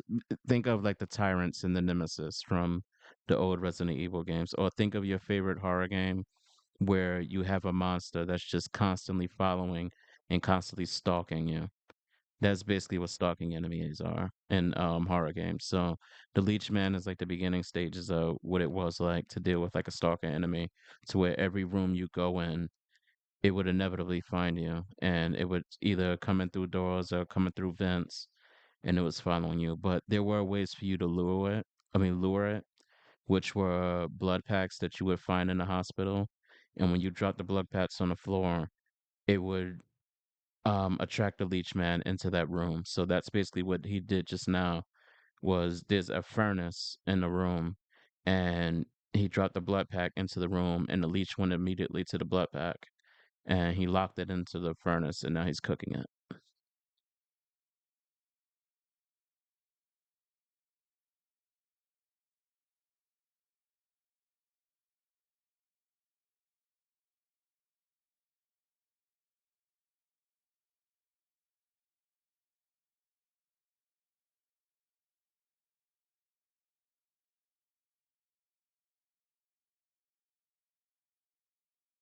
Stay. That's a big ass leeches too.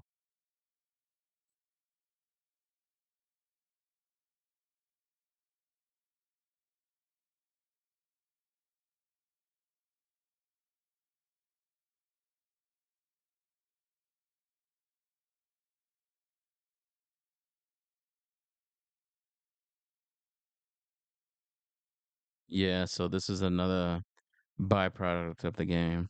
If your partner died, so if you had a partner that died while you were in the hospital, and say for instance you killed the I think it could be two. I don't remember exactly, but I think it can be two leech men that are stalking you and following you. But I do remember if you have a teammate that dies, because this is what happened with me when I played that I can remember. So if you have a teammate that dies, if they die and the leech man is dead, new leeches would basically attach themselves to the corpse of the player that died and become the new leech man. Yep. So now you have another leech man following you.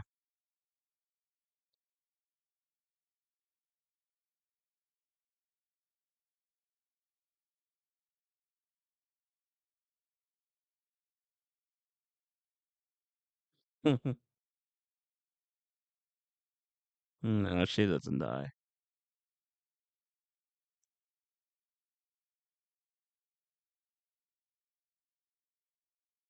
It can't get out just yet. Now they found the source of the leeches.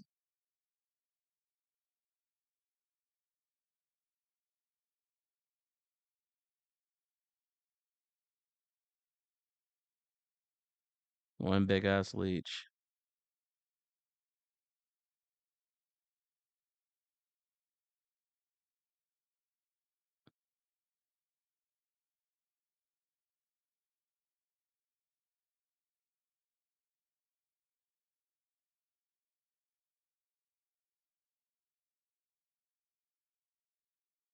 I've got to kill the leech. Or the mama leech.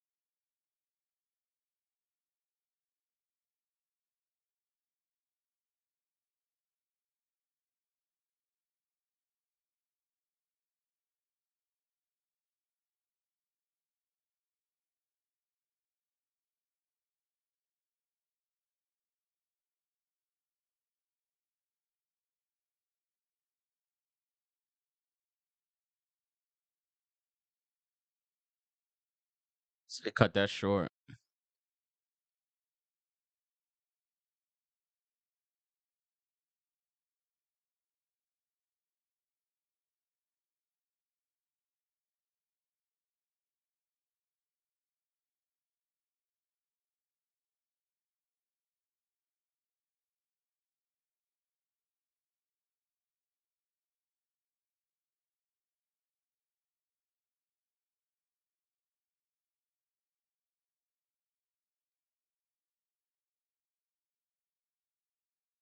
So there wasn't really much to that chapter other than the fact that you and the group of people were stuck in the hotel that was pretty much on fire, but you did run into like the beginning stages of the liquor monsters, and they were like a lot smaller, so they were like real small liquors. You would run into them, and then the red one, which is the one that they just showed that they killed, that was basically like another one that was the beginning stages of the liquor. I can go into detail about that, but I'm not going to do that because there's a long explanation to how that's made and why that happened the way that it did. But it's just not important.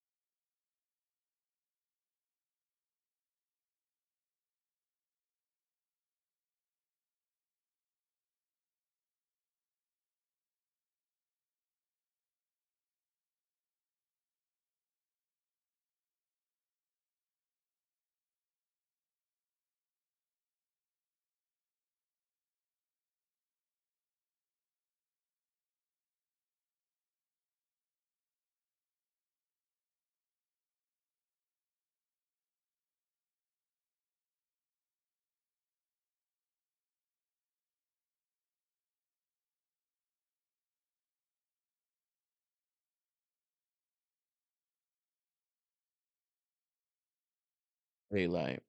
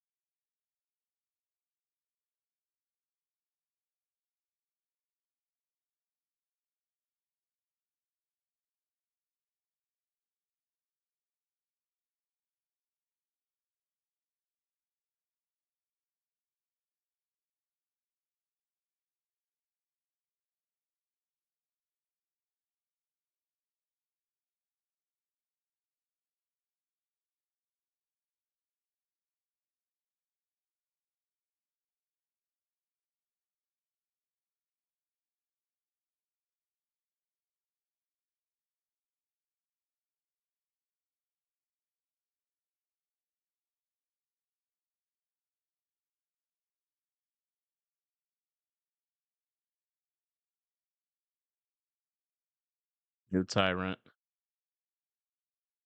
That's what was in that tank. Nikolai.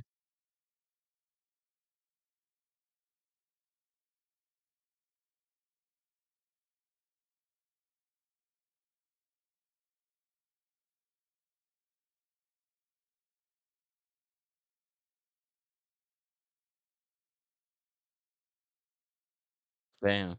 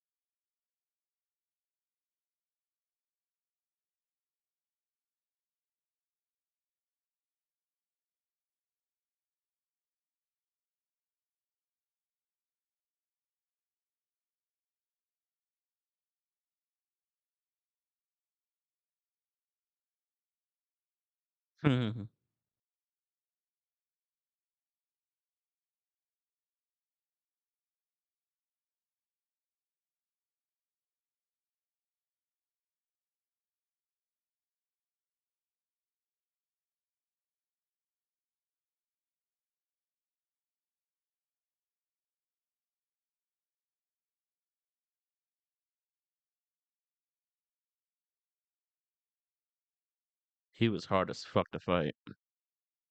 'Cause he's quick and your character's slow as shit.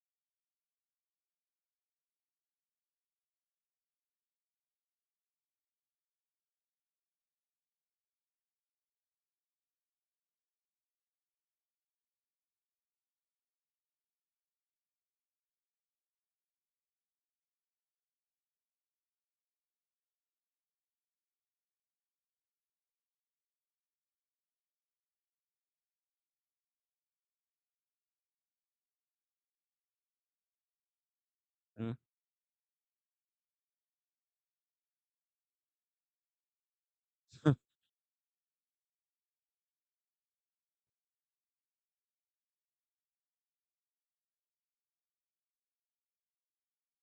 So he created Thanatos. That's the big monster running around.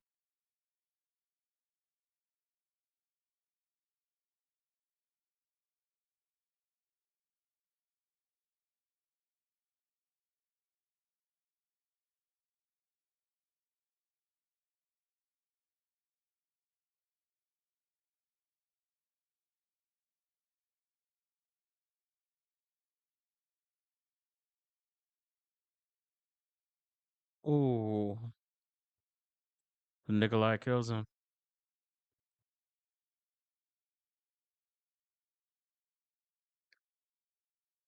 So Nikolai is basically a double agent for Umbrella, but he's also working for another company that never becomes named. So this other company wants all samples of Umbrella so that they can have it for themselves. And they want combat data of all the monsters and all of the creatures throughout the city that are running rampant. So this basically starts the whole arms race for bioterrorists, well, bioweapons. The bioweapon arms race, this is what starts it all, or rather the first inkling of it, because inevitably that becomes a big thing in Resident Evil later on, once Umbrella basically becomes non-existent in a way. But yeah, so Nikolai is going around playing as if he's part of the Umbrella Rescue Squad, but in reality, he's a double agent that's basically getting people killed and stealing samples just to get combat data from the monsters that he runs into. But he kills the scientists and the doctors as well because that's something that Umbrella wants. So if you're someone who's a loose end, Nikolai is basically there cleaning you up.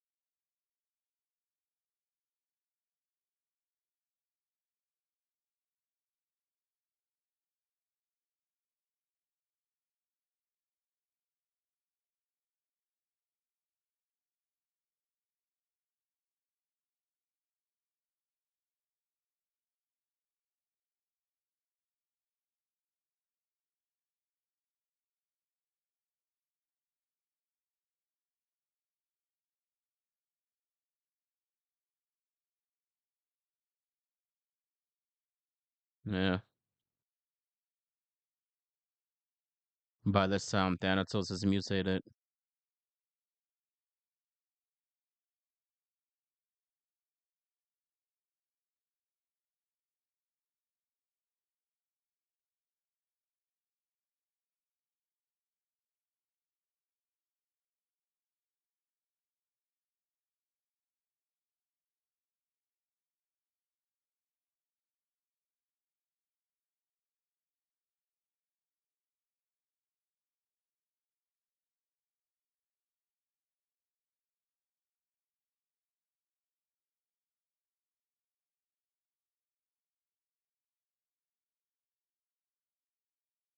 So notice the blue thing from earlier is gone now.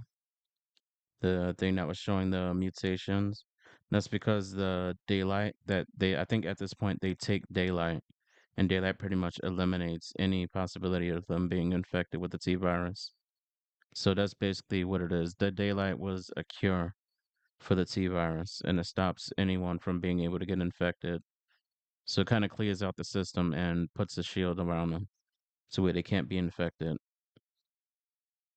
And I think that's something that's really important to note and get to an understanding of, because I think that's part of what Resident Evil Requiem is going to be about.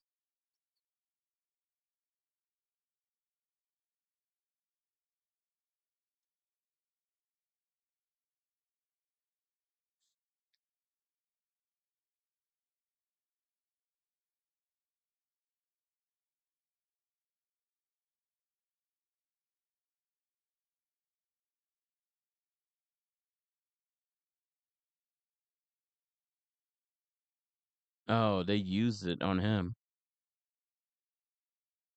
Oh, my bad. I thought they used it on themselves. But wait, I do remember there being a time when they used it on themselves.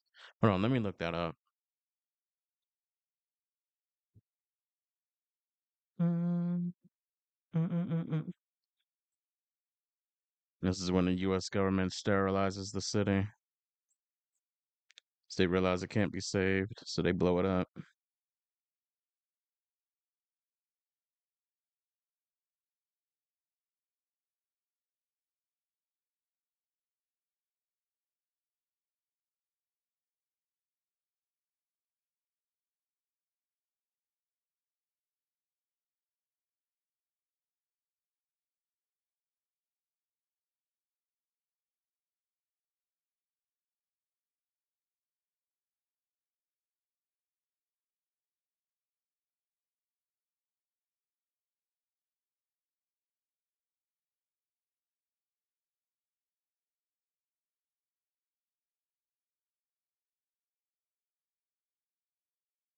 Yeah, it says it on here. They do inject themselves with daylight.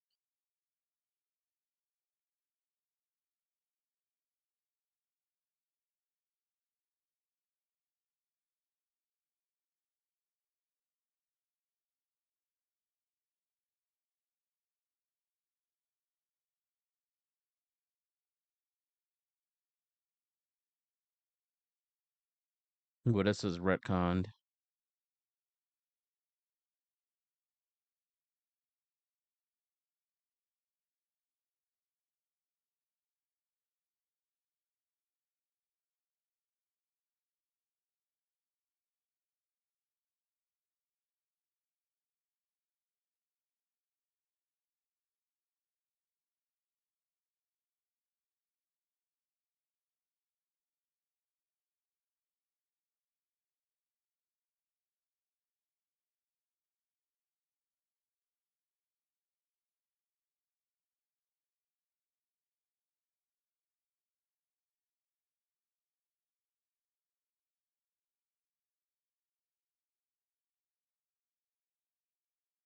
So that was pretty much retcon. In the recent, well, with the Resident Evil Requiem.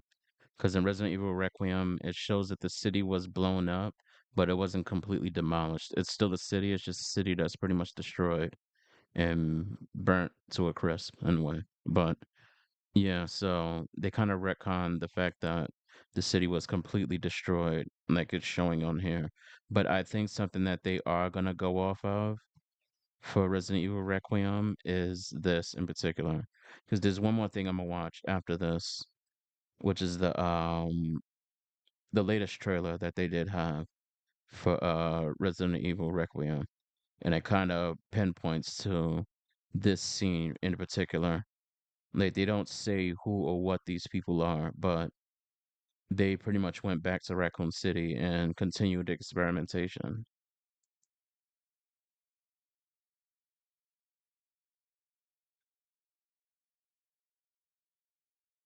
So I think they conducted experiments because the places Raccoon City was quarantined by the government. So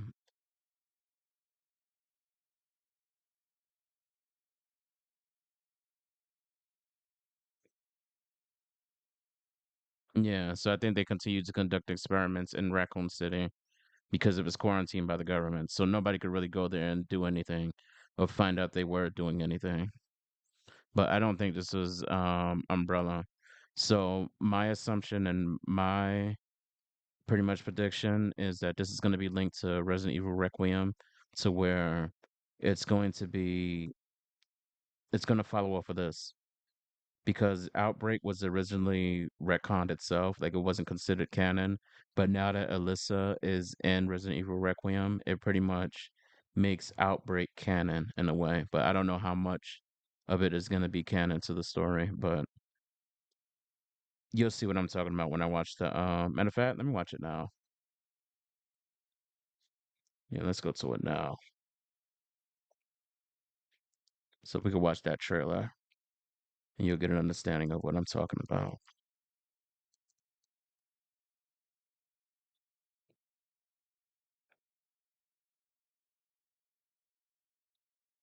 This is a really good trailer too. Oh, it's not on here. Maybe it's on IGN. Where did I see that trailer?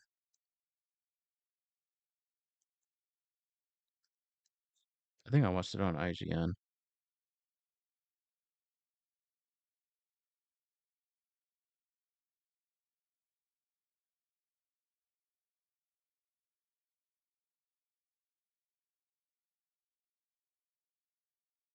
Oh, they came out with another Supergirl trailer. Some shit I don't care about.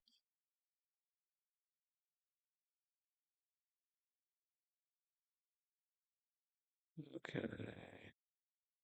where is that trailer?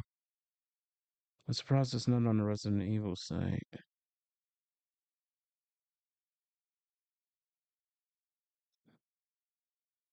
Um,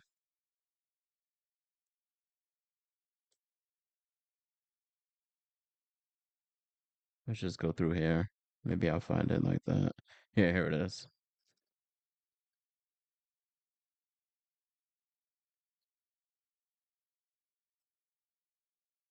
This is a pretty crazy good trailer. If there was to be anything that's close to an actual good Resident Evil movie, it would be this. I think this shit blows away everything that ever came out about, or even close to a live action Resident Evil. This pretty much personifies it on how it should have been.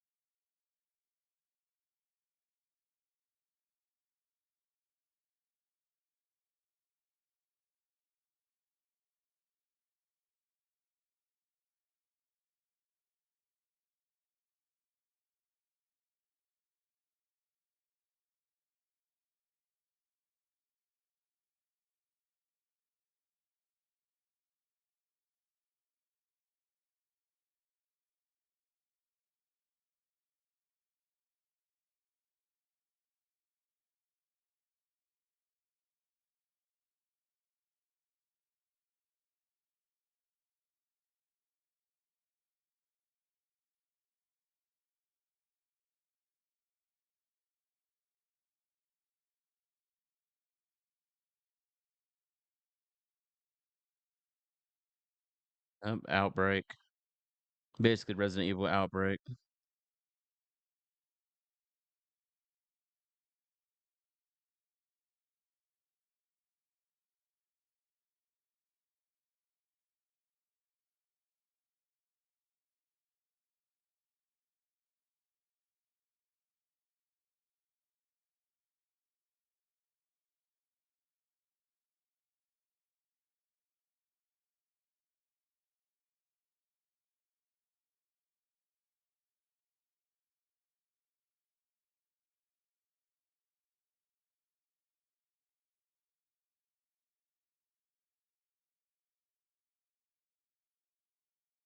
Liquor.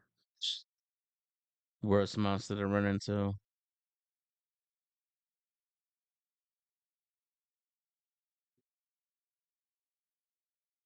Yeah, see, so that's what Raccoon City actually looks like now.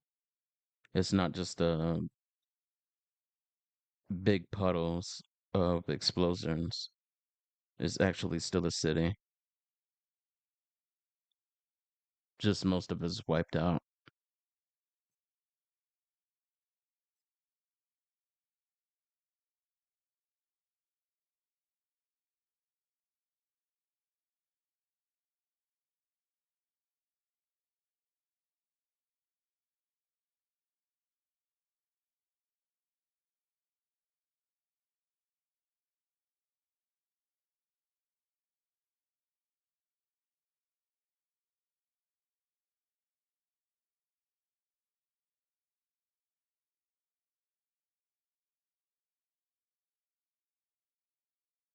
Crazy.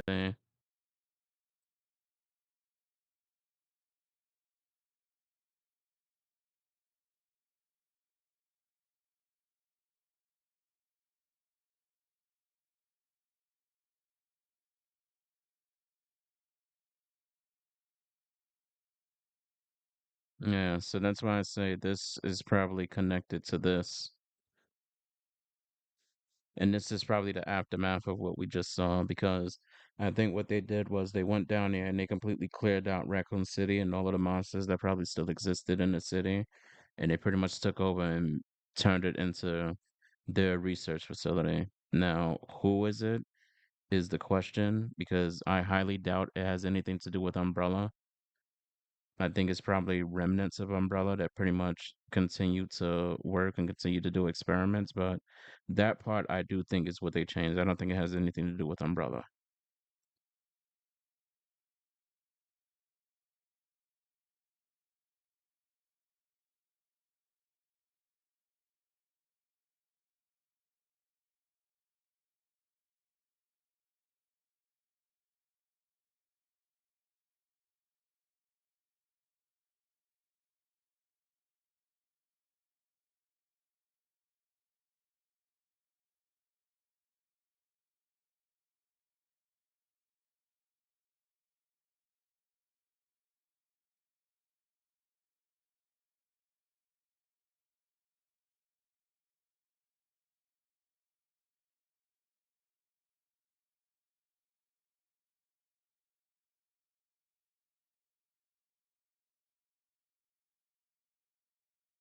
So Outbreak 2 is basically Outbreak 1, but if they would have went to different locations. It's basically the same shit, but just what would have happened if the survivors went to different locations.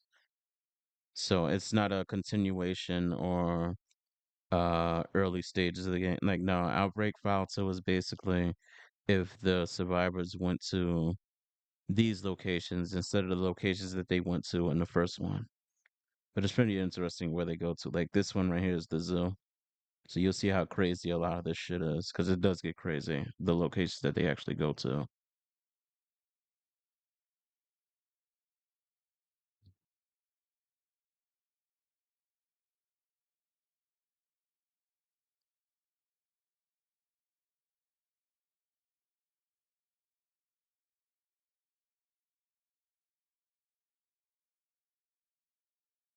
A fucking zombie gorilla. Imagine that.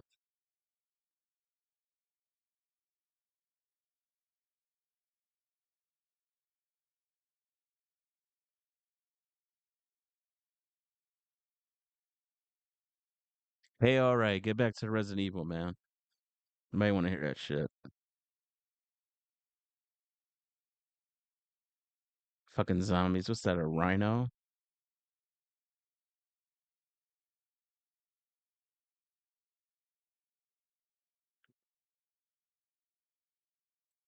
A zombie elephant.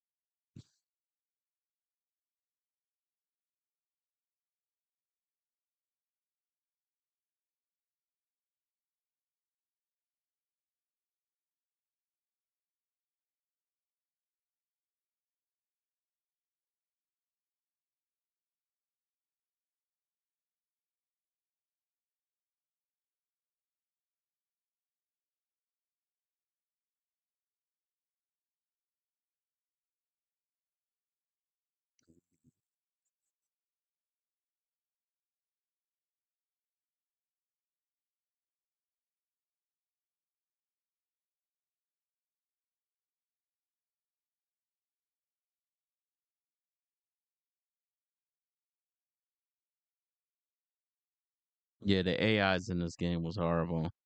In both of them. Yeah.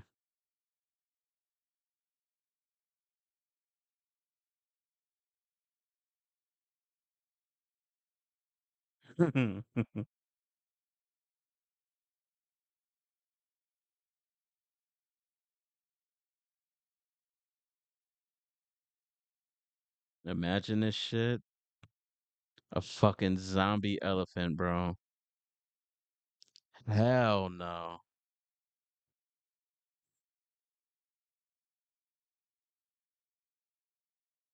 Yeah, you can't kill it. Yeah.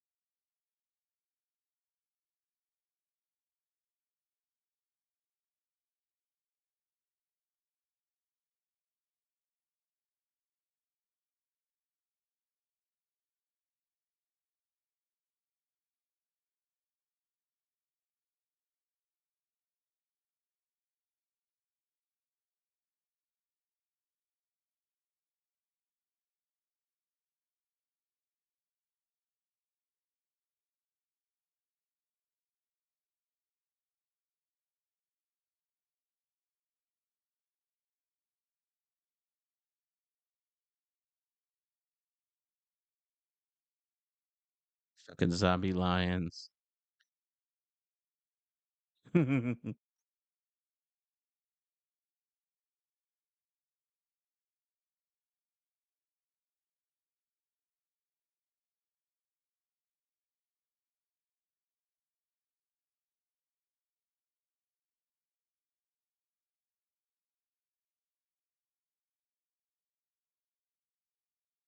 now you gotta fight a zombie lion.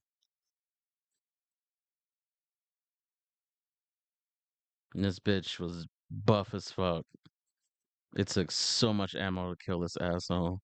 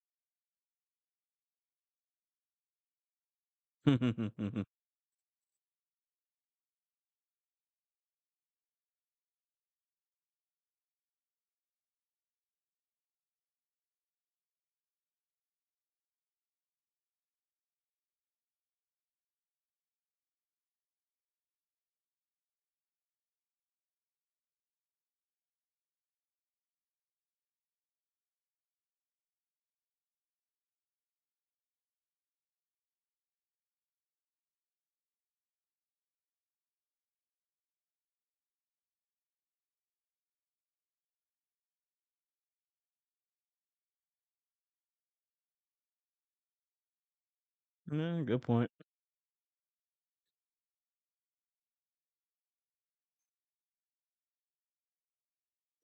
Hydration check.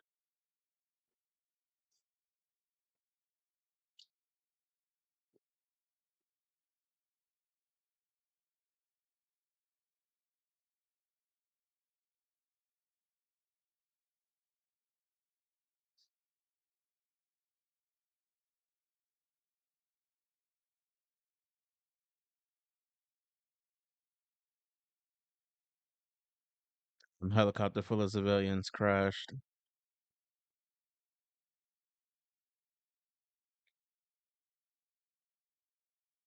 Probably had a zombie on board.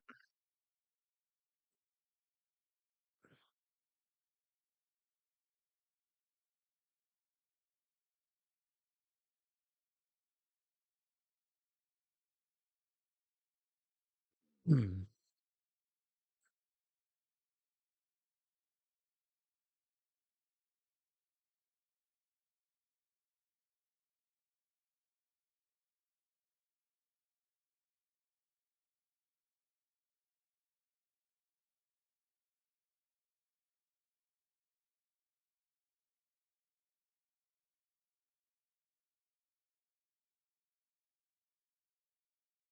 This is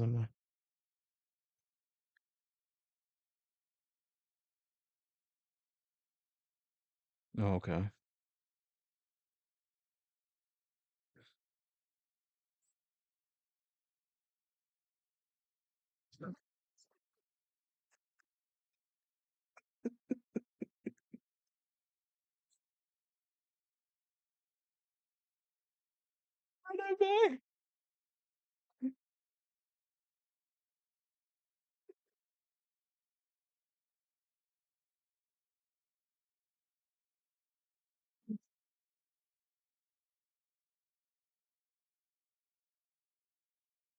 Yo, this character, bro. Oh my god.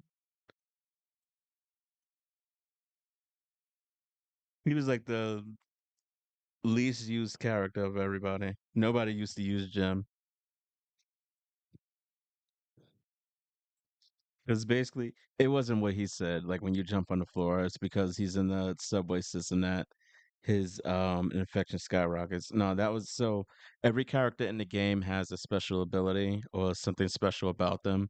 And that was basically Jim's. Jim's is like a coin or some shit like that. I forgot what the coin does.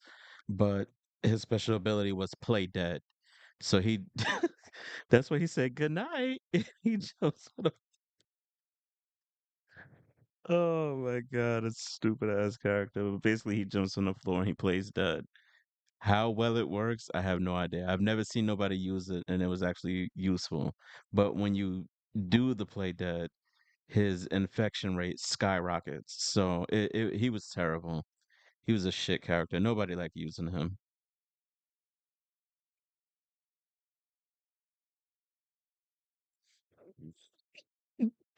Fucking AIs, bro.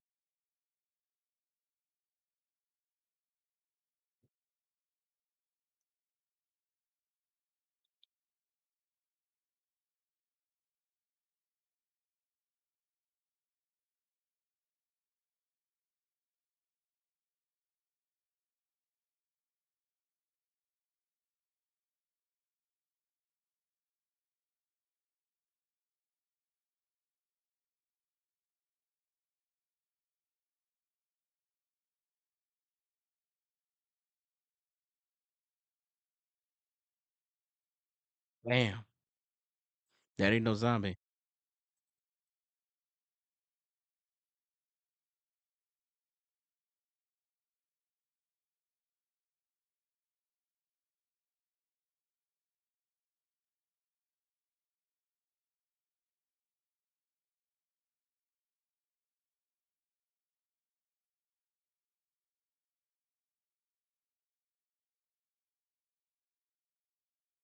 Damn. Now that's a magnum.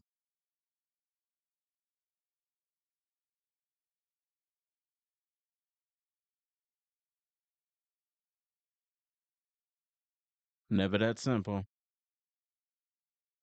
Fucking giant bugs.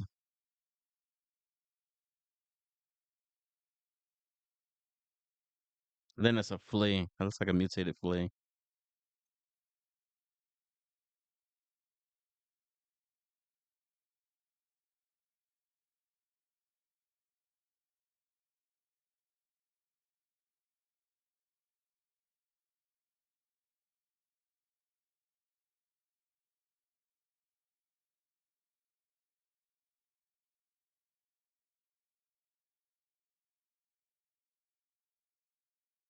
Yeah, it's a mutated flea.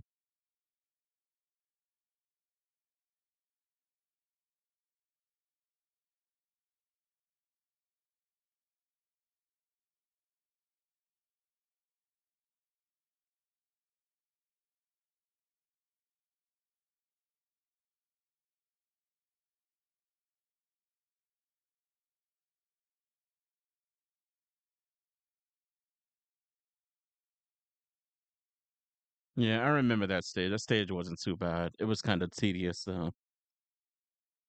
There was nothing special about this stage.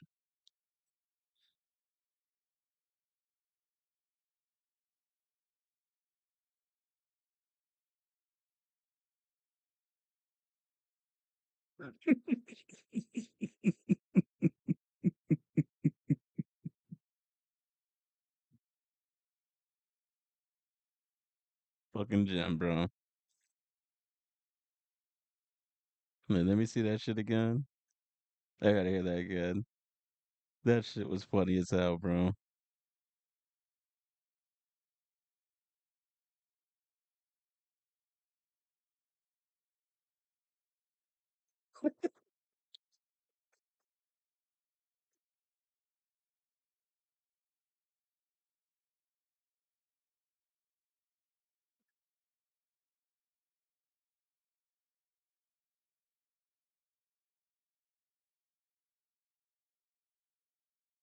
Stupid.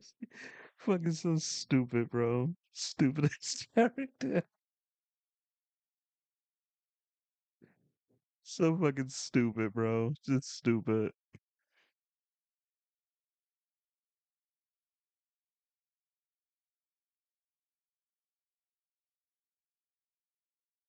Fucking earbud keep popping out. Now this mission was pretty crazy.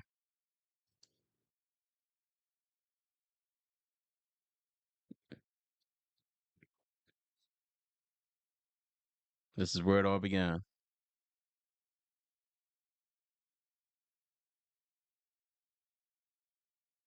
Not here specifically, but in the Arklay Mountains is where everything began.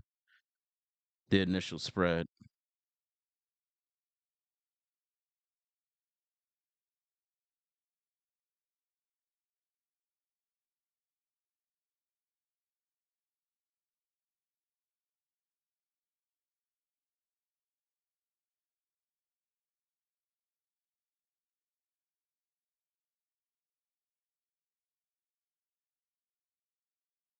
Creepy old man in the middle of the woods. Yeah. He was a doctor at the hospital. Yep.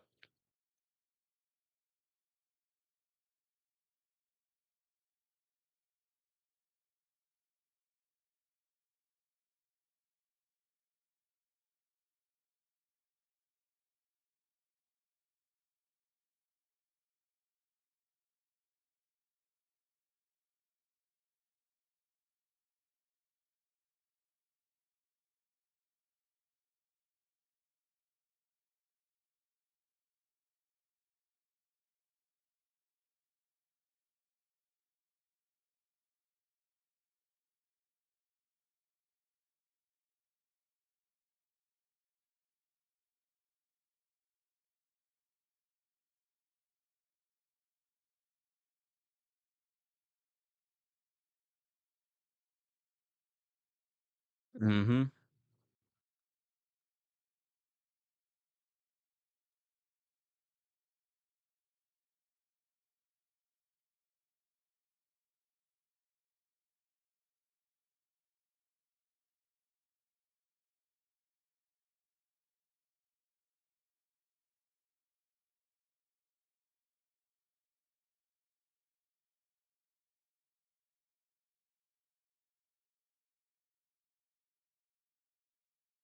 Yep.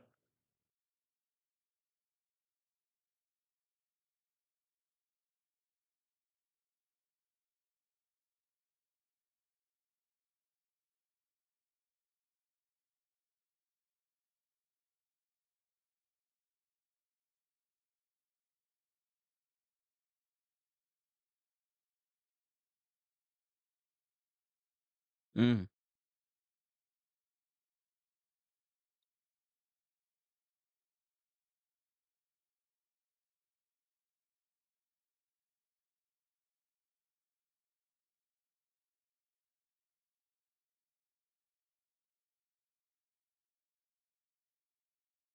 Mm.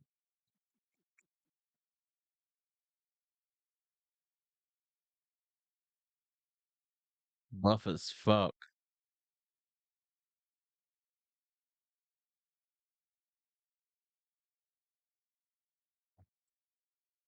Yeah, so he's a stalker enemy too. Like the only thing you can do is just do enough damage to him to where he'll leave you alone for a little bit. But throughout the entirety of your run throughout the hospital, he's just popping up and attacking you and your people. So he's also a stalker enemy. I think he's called the what is he called? Damn, I forgot what they call him. Let me see. What do they call him? Let me look that up because I don't remember exactly. Um, so-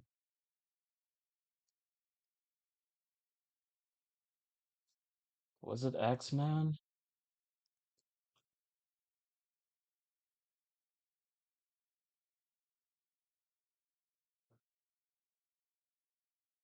Yeah, okay, so they just called him X-Man. I remember them calling him something else, but yeah, so they've just pretty much called him X-Man. But he's a stalker enemy throughout this section of the game.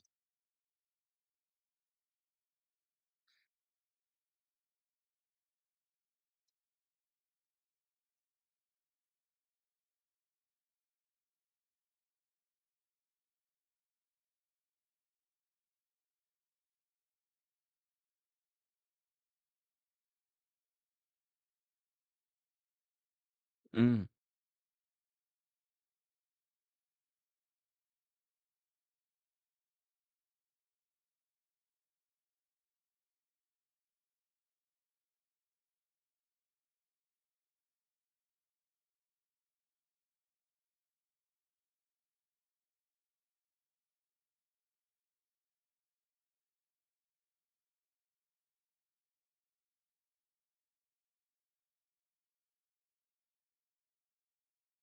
Mm. Yeah.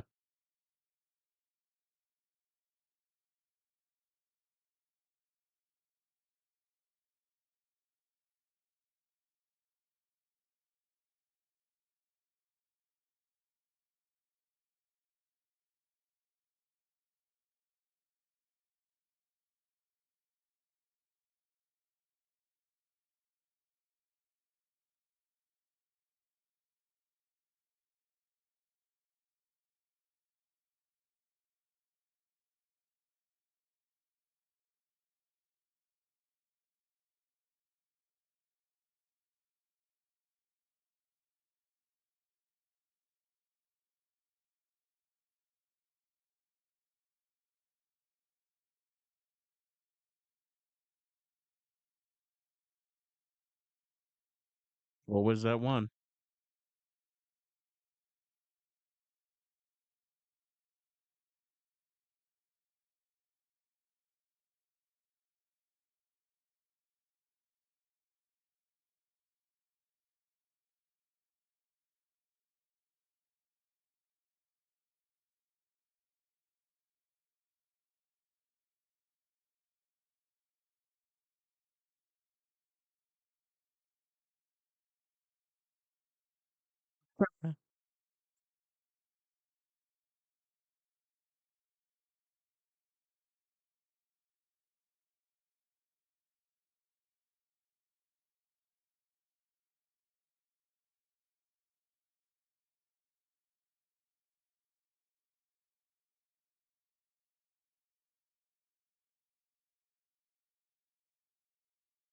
Wesker's the extreme outlier, though. He's someone that was pretty much genetically engineered to be who he is. I'd actually go through a whole deep synopsis on. That's probably something I'll probably do eventually. I'll probably do a video or a stream just deep diving into Albert Wesker. That's pretty much my. I mean, No, I wouldn't put him above Jill, but he's definitely one of my top three favorite characters of the series, just because of his character. His character is just unique to everybody else.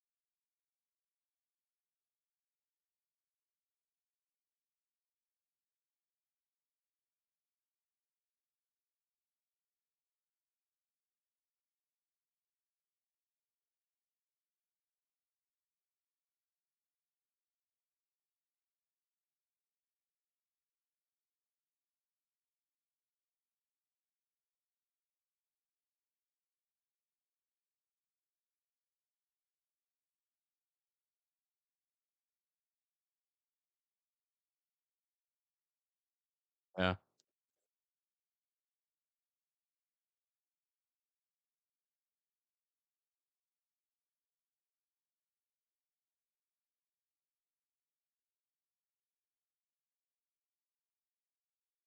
Hmm.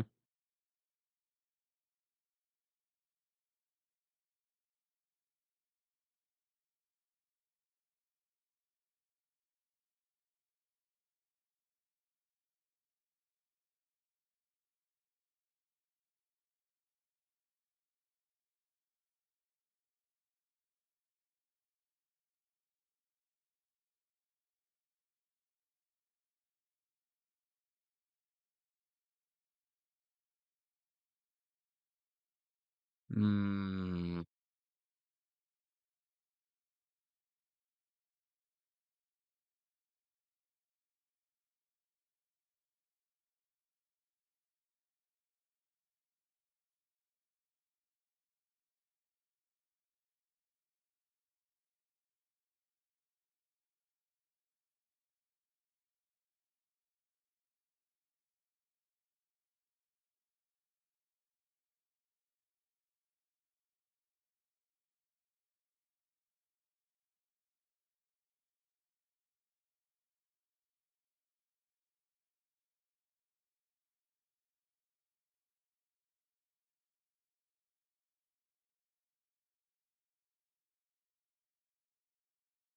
it's the corruption I talked about.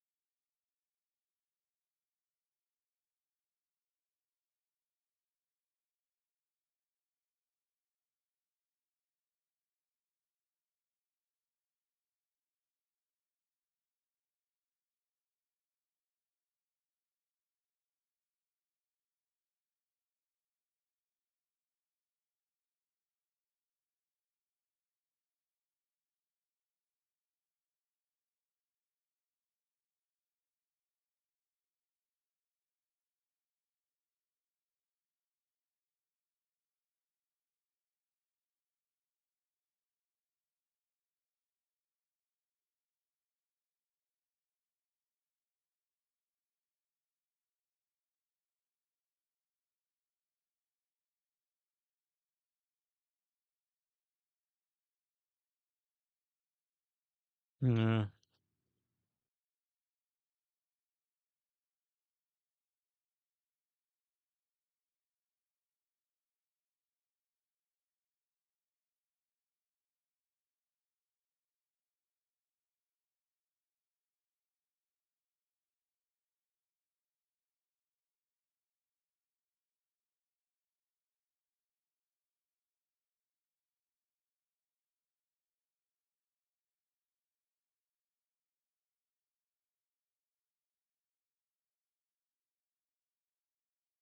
Uh, So she's tied to the story.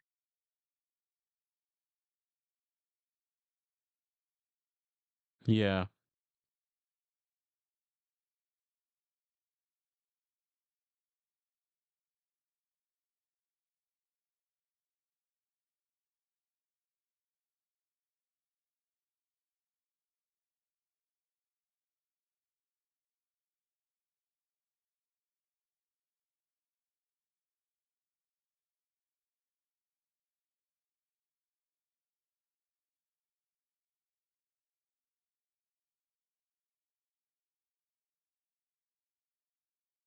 Yeah, I think that if they would have did a remake of Outbreak, even if they didn't want to do a remake of Outbreak 1 and 2, they could have actually made it into just one game with a bunch of different locations, but they should have remade Outbreak first. Or, uh, I mean, remaking it after Requiem would actually make more sense because Outbreak was such an obscure game that most people wouldn't really understand what Outbreak was or how good it is to give it a try. But if people was to try Requiem first and then learn who Alyssa was and then they get to play as her daughter, it would make people want to try Outbreak if they find out that an Outbreak remake is being made and Grace's mother, Alyssa, who also showed up in Requiem, is a character that you play as in it. So, I mean, that would make more sense if they did a remake after. But honestly, I don't think they are. I don't think they're gonna do a remake of it. As far as I know, from what I was reading and being told, the next remake for Resident Evil is Code Veronica, which is also a very good choice.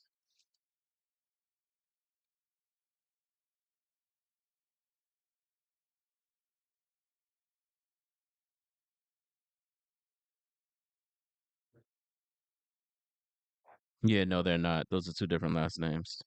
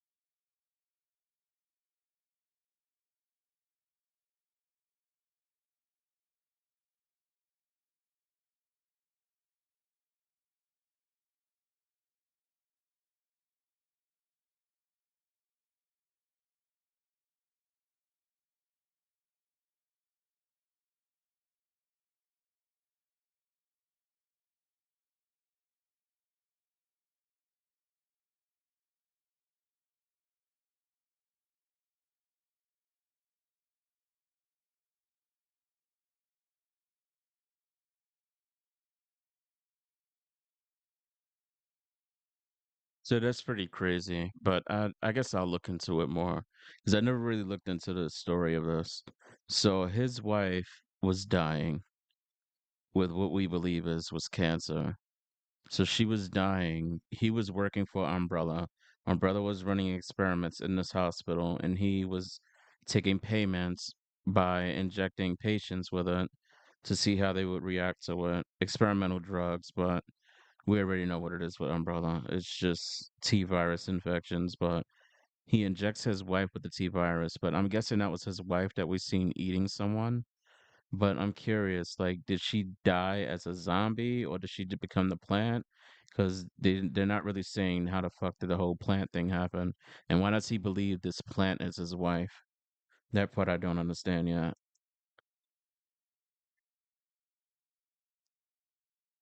And taking dogs, birds, and all of the shit to feed the plant is fucking crazy because you think it's your wife. I wonder why the plant didn't eat him. That's what I'm curious about.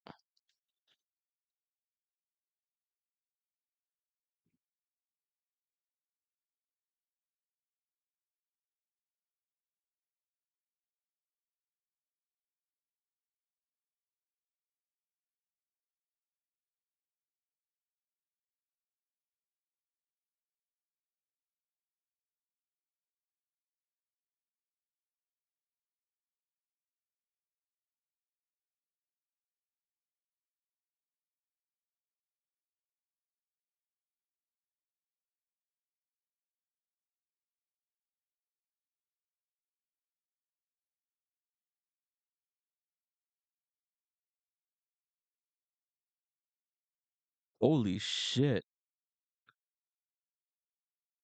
Yeah.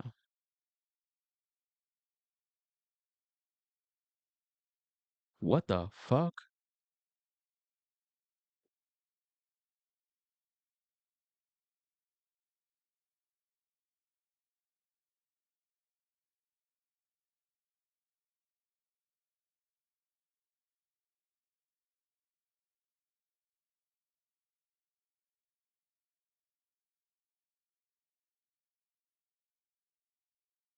Is he even human?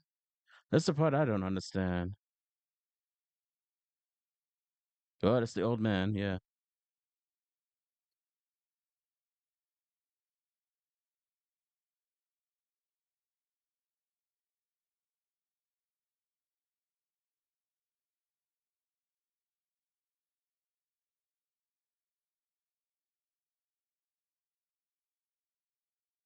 Damn.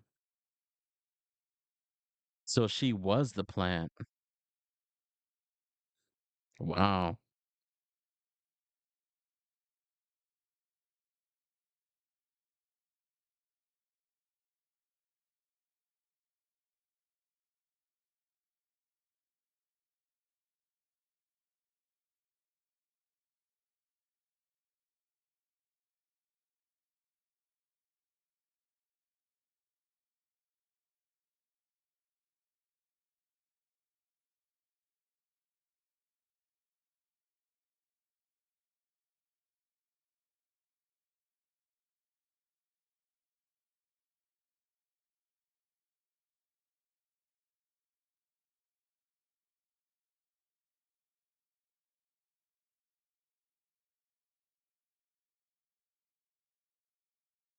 Yeah.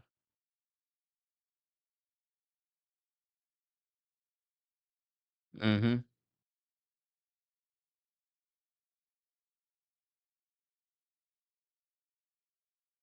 That makes sense.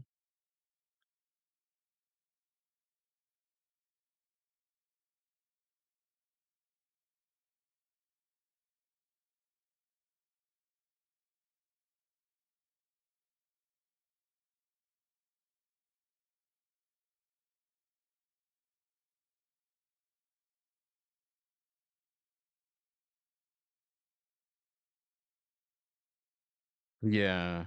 Okay.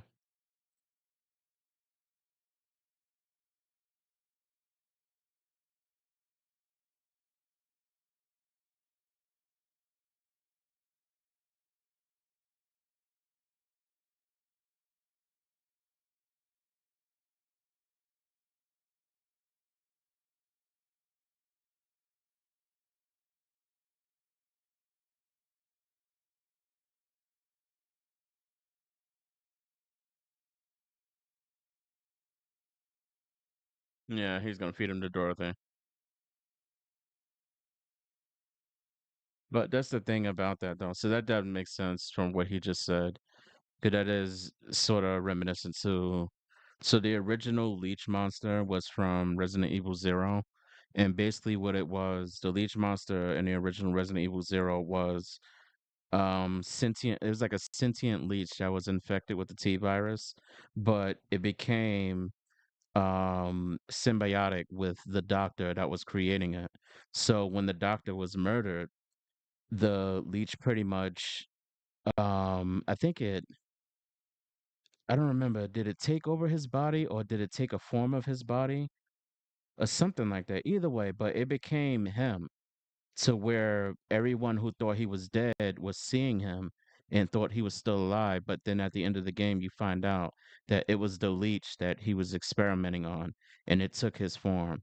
So that would make sense that if she became the because they did say that the vines and shit were becoming a problem and they were injected with something to stop them from growing. So I'm guessing when the living plants that probably became infected with the T virus too, because if T virus was just flowing around that fucking hospital like that, the plants probably get infected by it because though that is a possibility too. Plants can get infected with the T virus because those are enemies that you see in Resident Evil 2. But I'm guessing probably the plants realized that the wife who became a zombie was probably something that they could attach themselves to still survive in a way because she was infected with the T virus already and she was still pretty much a living body, even though she was a corpse, but probably they could use her as a conduit to still survive instead of surviving on themselves. So they used the plants used her body and took her body into themselves to where they was able to still survive and all they needed to do was just keep being fed and that's what the husband was doing was leading people that was going missing into the or going up into the mountains playing the whole part as the good old man that was just going to help you out because you lost in the woods and you don't want to run into no zombies so he would make you think that he's going to lead you out of the woods safely but instead he's leading you to the hospital where his plant monster wife is going to eat you and then he comes as the Axeman. I wonder how he got infected though. That's what I'm curious about because they said he left and then he came back. So how the fuck did he get infected and became what he is? Well, that's something I'll probably look up because I'm curious about that. But this is probably one of my favorite missions. This one right here, because this takes place in the police department, and it shows you what happened before you get to the police station as Leon and Claire in Resident Evil 2. So for those that watch me play Resident Evil 2, that's a video that I do have up on my channel as well. You could go check that out if you feel like it. But in Resident Evil 2, when you get to the police station, it's already overrun with zombies.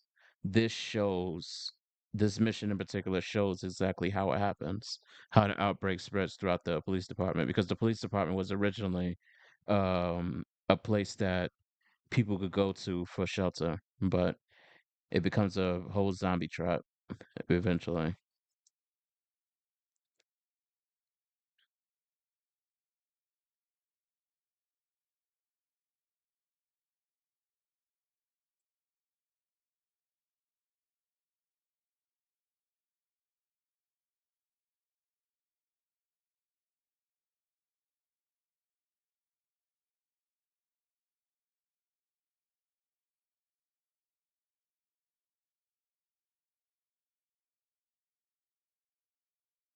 Then that's Marvin Brada. That's the GOAT. That's basically the guy that Leon meets. Well, I could say Claire too, but mostly Leon because he mostly has a connection to Leon canon wise. But Leon meets him when Leon first gets to the police department, and Marvin basically saves Leon and teaches him everything about the virus and dealing with the zombies and shit like that until he inevitably dies, of course. But yeah, so this is way before Leon even gets to Raccoon City.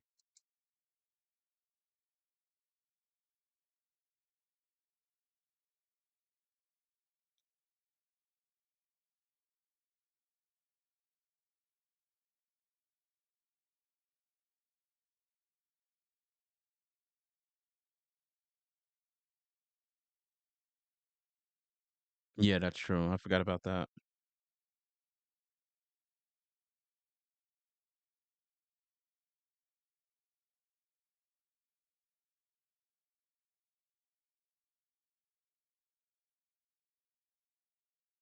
Leon.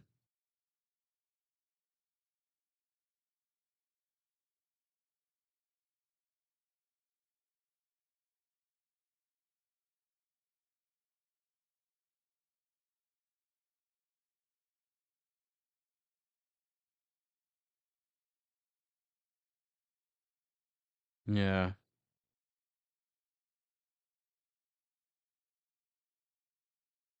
Yeah.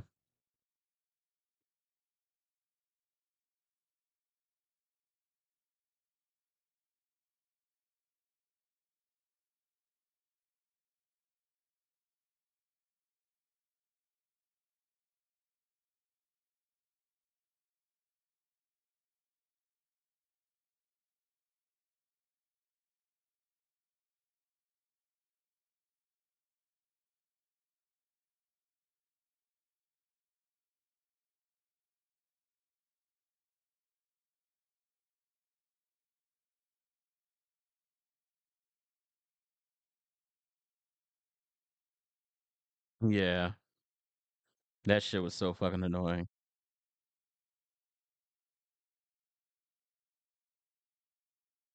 I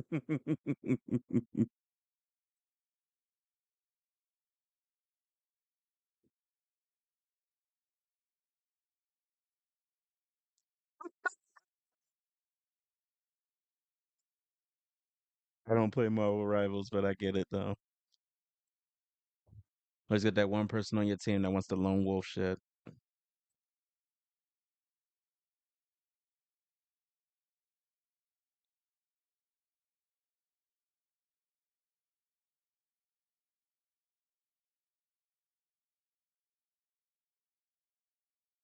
So I guess this is before they realized that the whole thing, this whole statue can actually lift up and that can lower down into steps that leads into the sewers.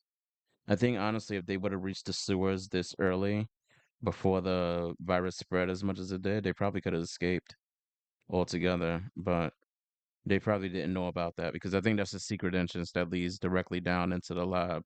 So nobody really knew about it. Probably only Chief Irons. Chief Irons is the really fat guy that you see in Resident Evil 2 that kidnaps Sherry. Real weird fucking guy.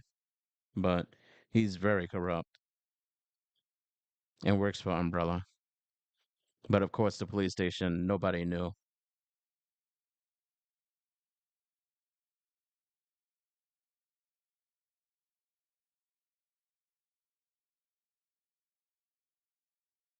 Yeah, for real. Fuck no. What the hell?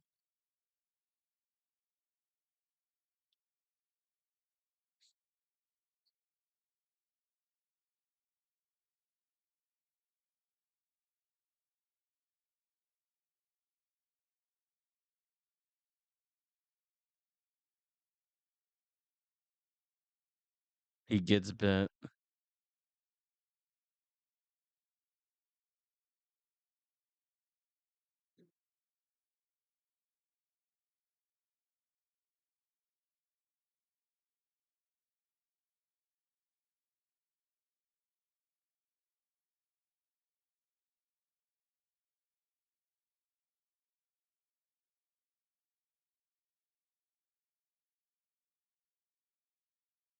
So that was actually retcon too. It wasn't a random zombie that bites him.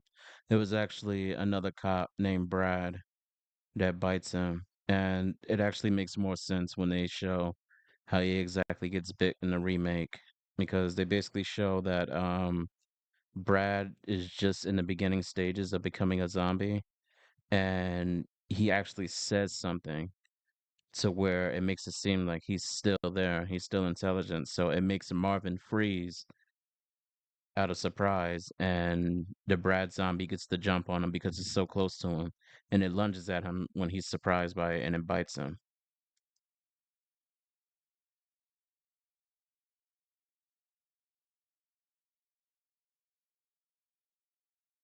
Yeah. You're up all day and night trying to figure out a way how to escape and survive.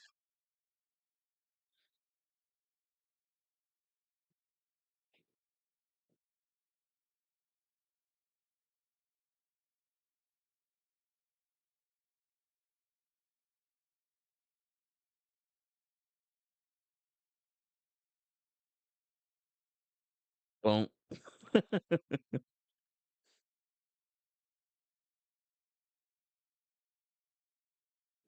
oh, so that guy did survive. That's the guy from earlier. Yeah, that's the guy from File 1. The one that was, well, that didn't kill the zombies and watched his partners get eaten, but I guess he probably ran.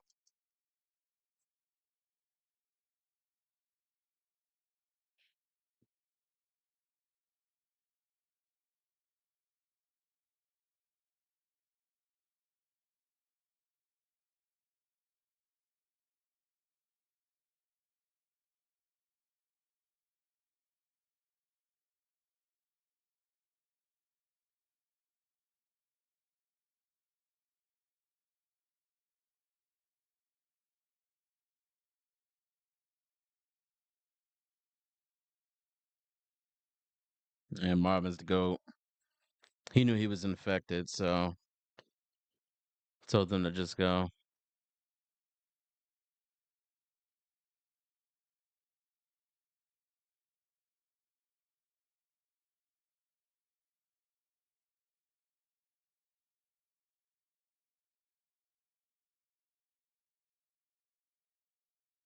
Yeah, because he ends up training.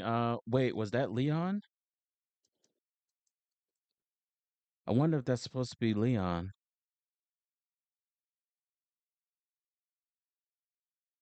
No, probably not. I think Leon drove in a regular car.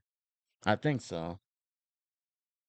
But yeah, he was referring to Leon as the training the new recruits.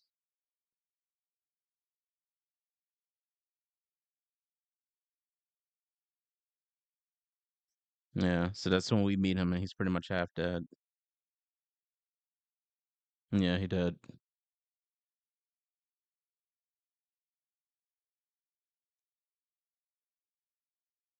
Yeah,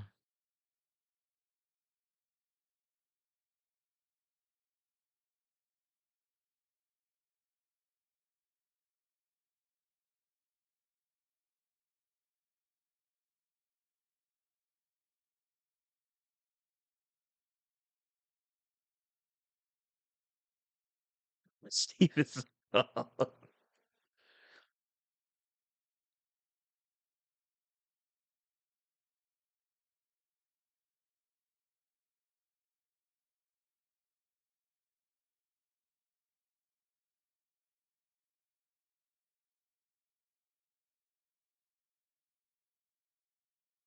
Yeah, this is the last mission. As usual, the Umbrella Lab.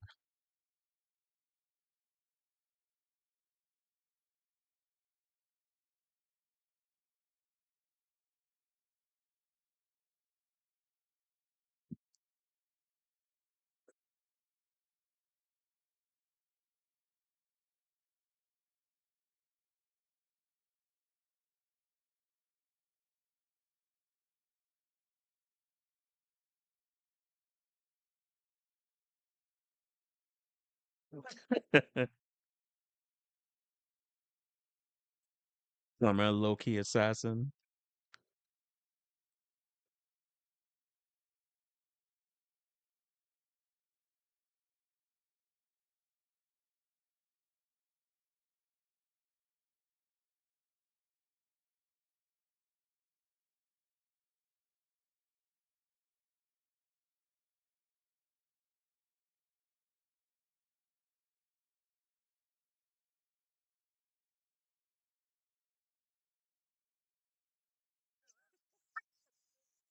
Two, three.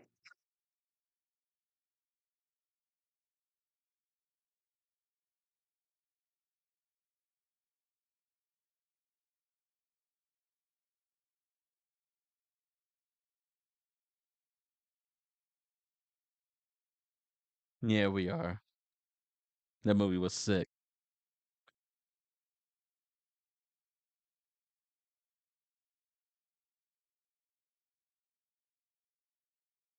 Terrible idea.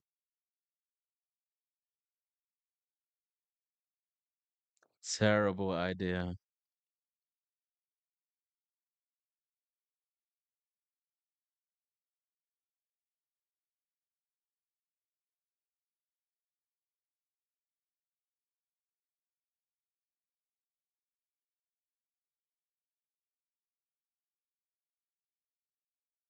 Terrible idea.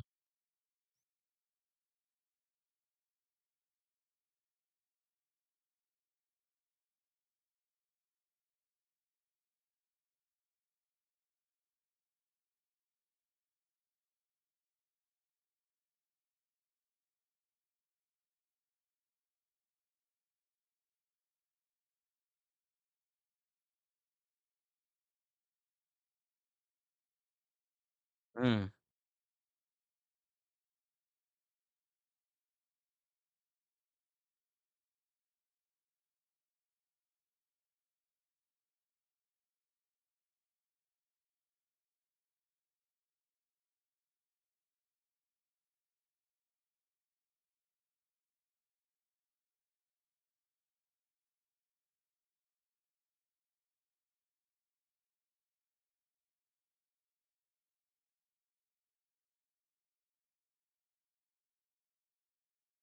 Yeah, really.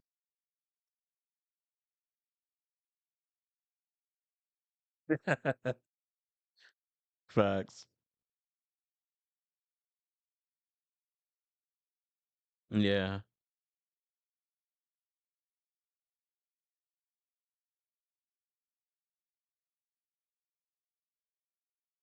Yep.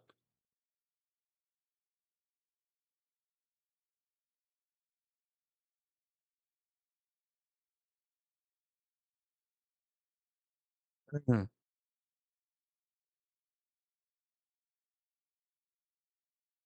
And it destroyed the daylight. Damn! Uppercutter.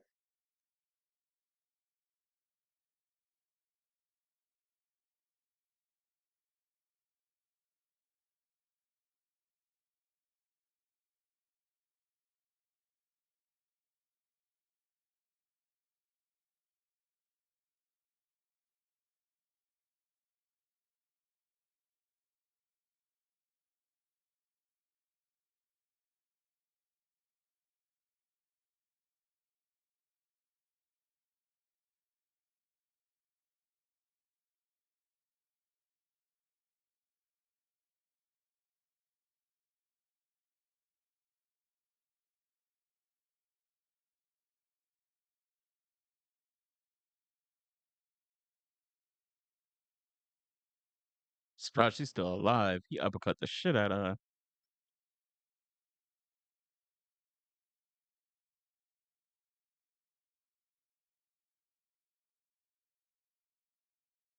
Or something.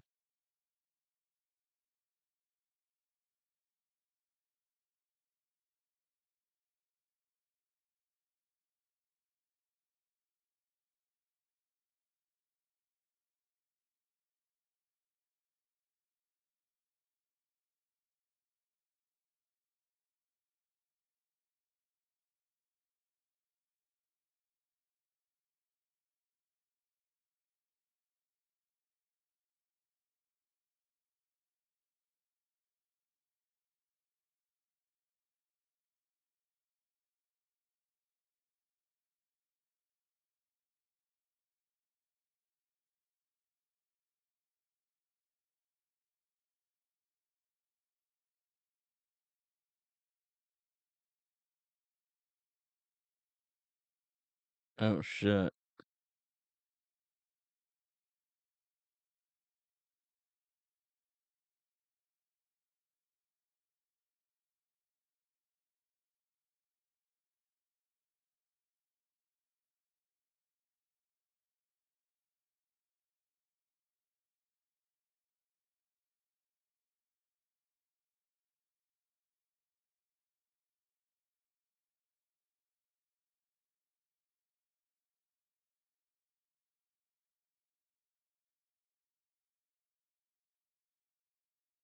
They never are.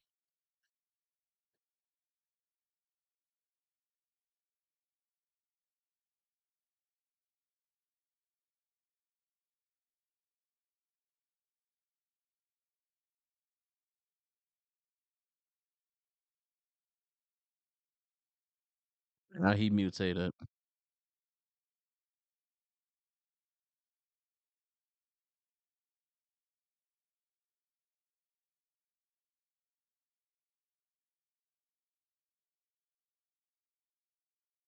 One shot.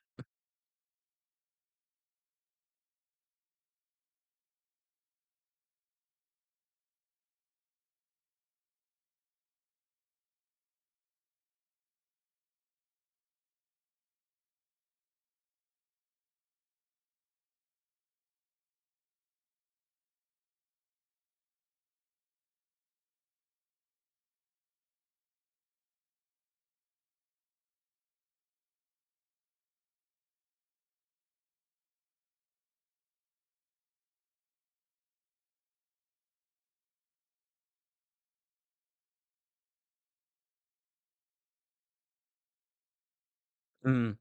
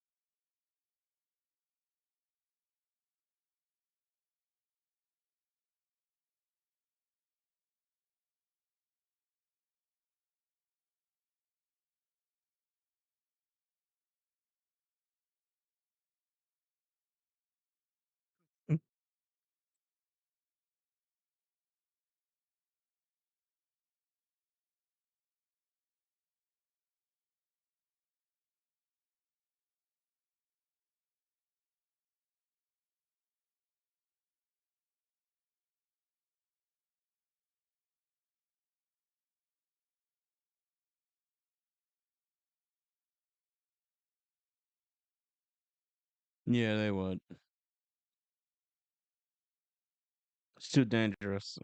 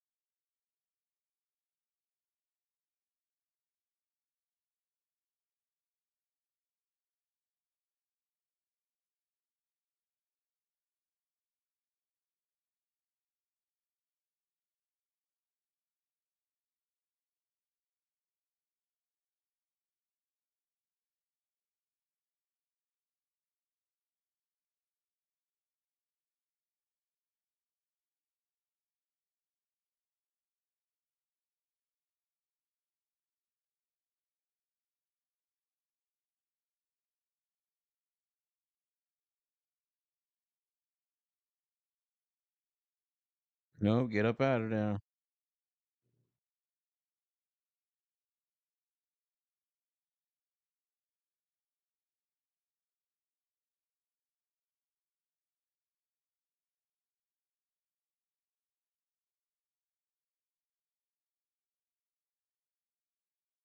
Who shot at it though? Let me see.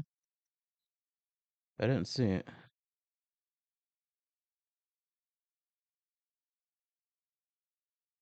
Oh, he tried to shoot it. Why the hell would he try to do that?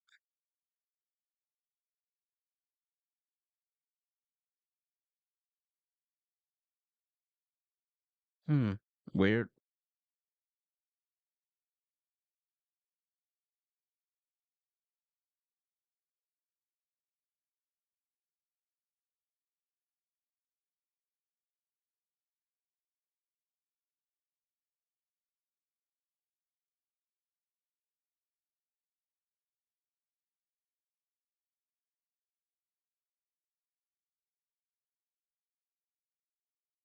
Hmm.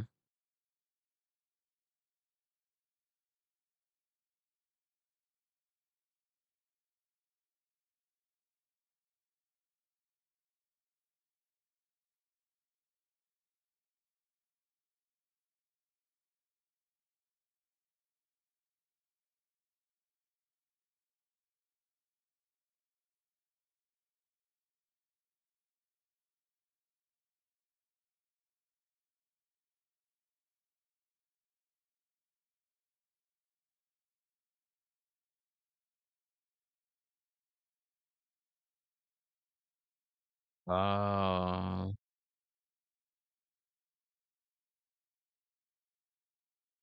So that's why he tried to shoot it down.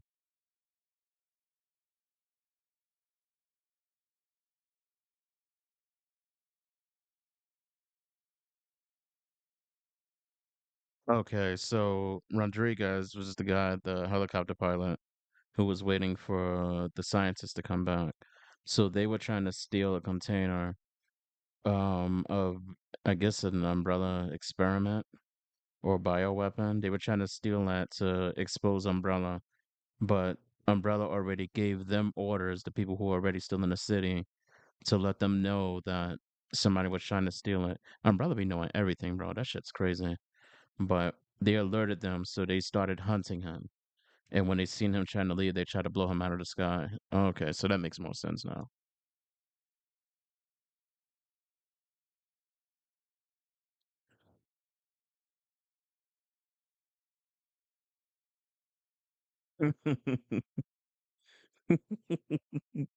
Yeah, I did that a lot too. That shit was so annoying.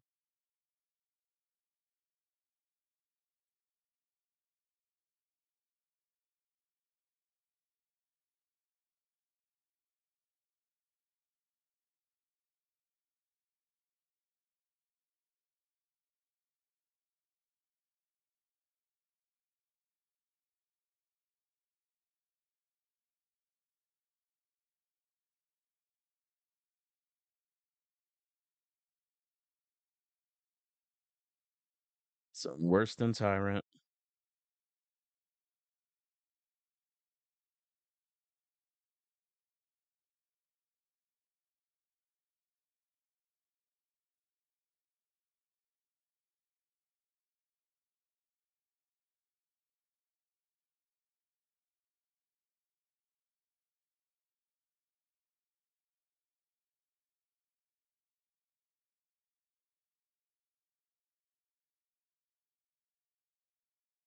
Yeah, that was an annoying boss to kill.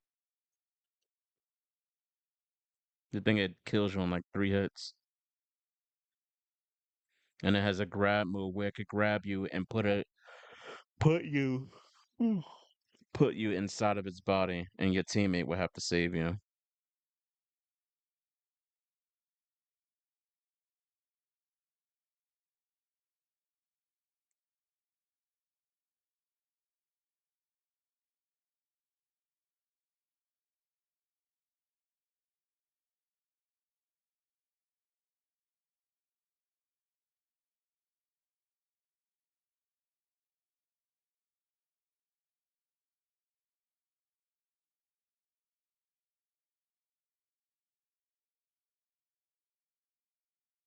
And that's when they bomb the city.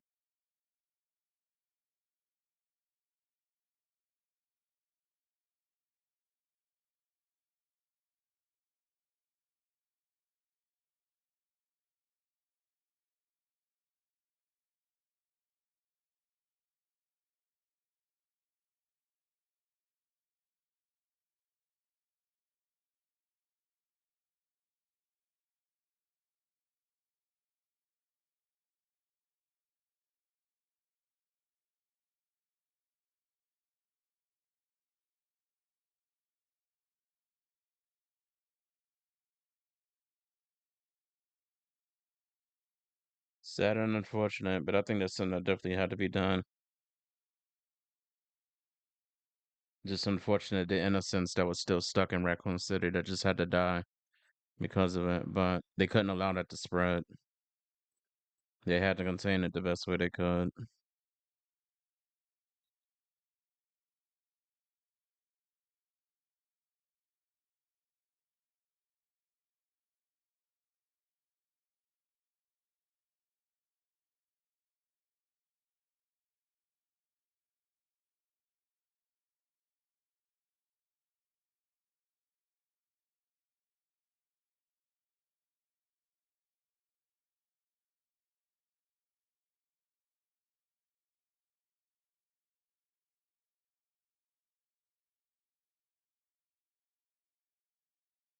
Oh, there he is.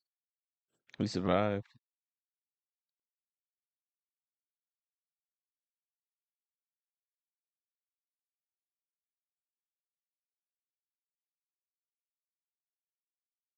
Hope she don't mean rebuild an umbrella.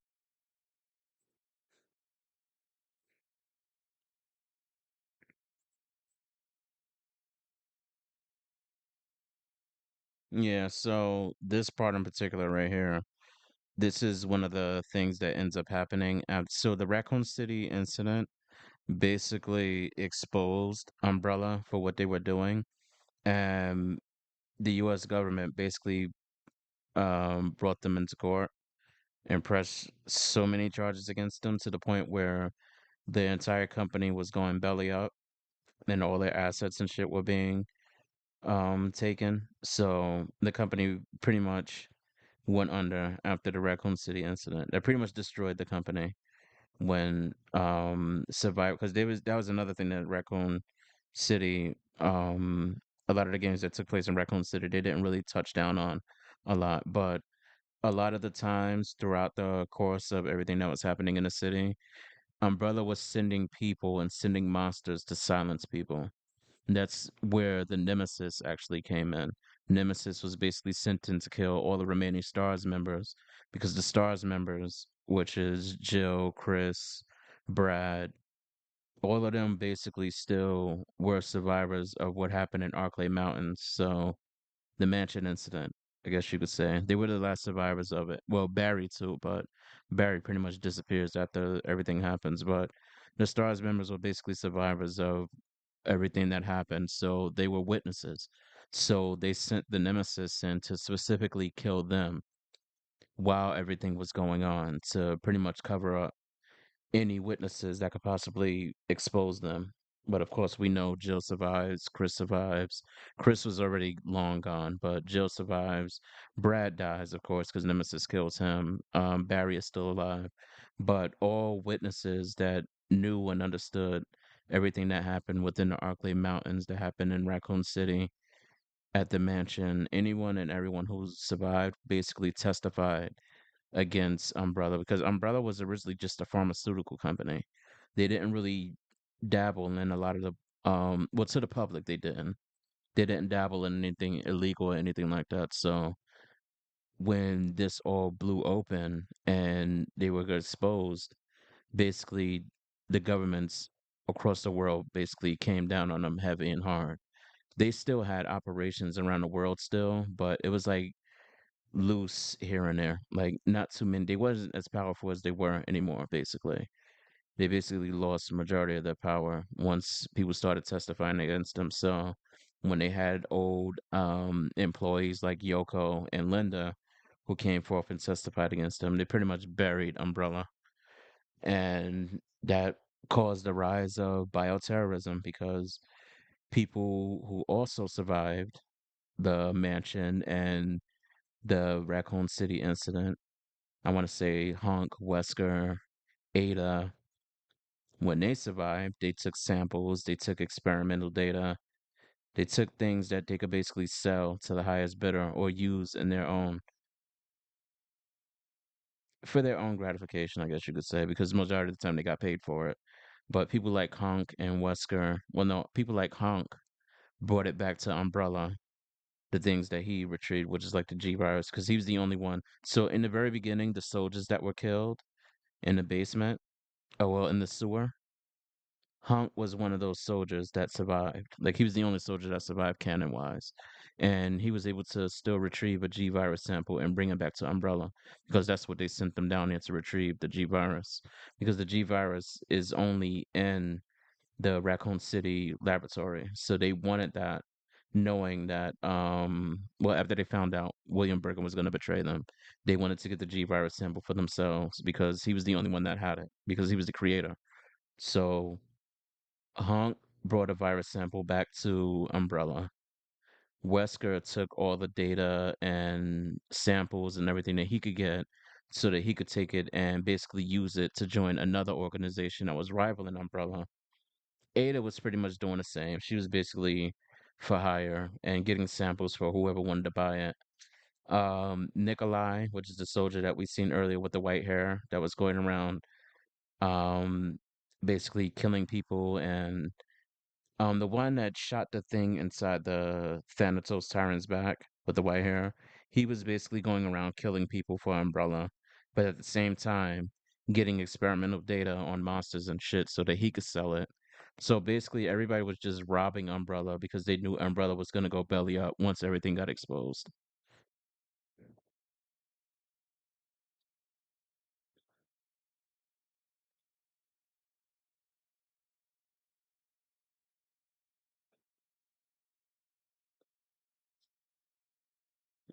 Nah, not second brother. But yeah, so that pretty much is Outbreak and everything to do with Resident Evil in regards to the upcoming game. So that's pretty much a prelude to what's coming up next in terms of um Requiem. So it's basically everything you need to know before Requiem comes out. And again, once Requiem comes out, I'll definitely be playing it and streaming it. And I'm pretty much up there in terms of understanding the lore of the Resident Evil games and the stories and all the intricate things that most people wouldn't know, because this is one of those games that I really, really liked when I was younger. So I pretty much did deep dives into understanding exactly how everything worked in terms of most of the game and all the viruses and all the other extra shit. But yeah, so That was Resident Evil Outbreak.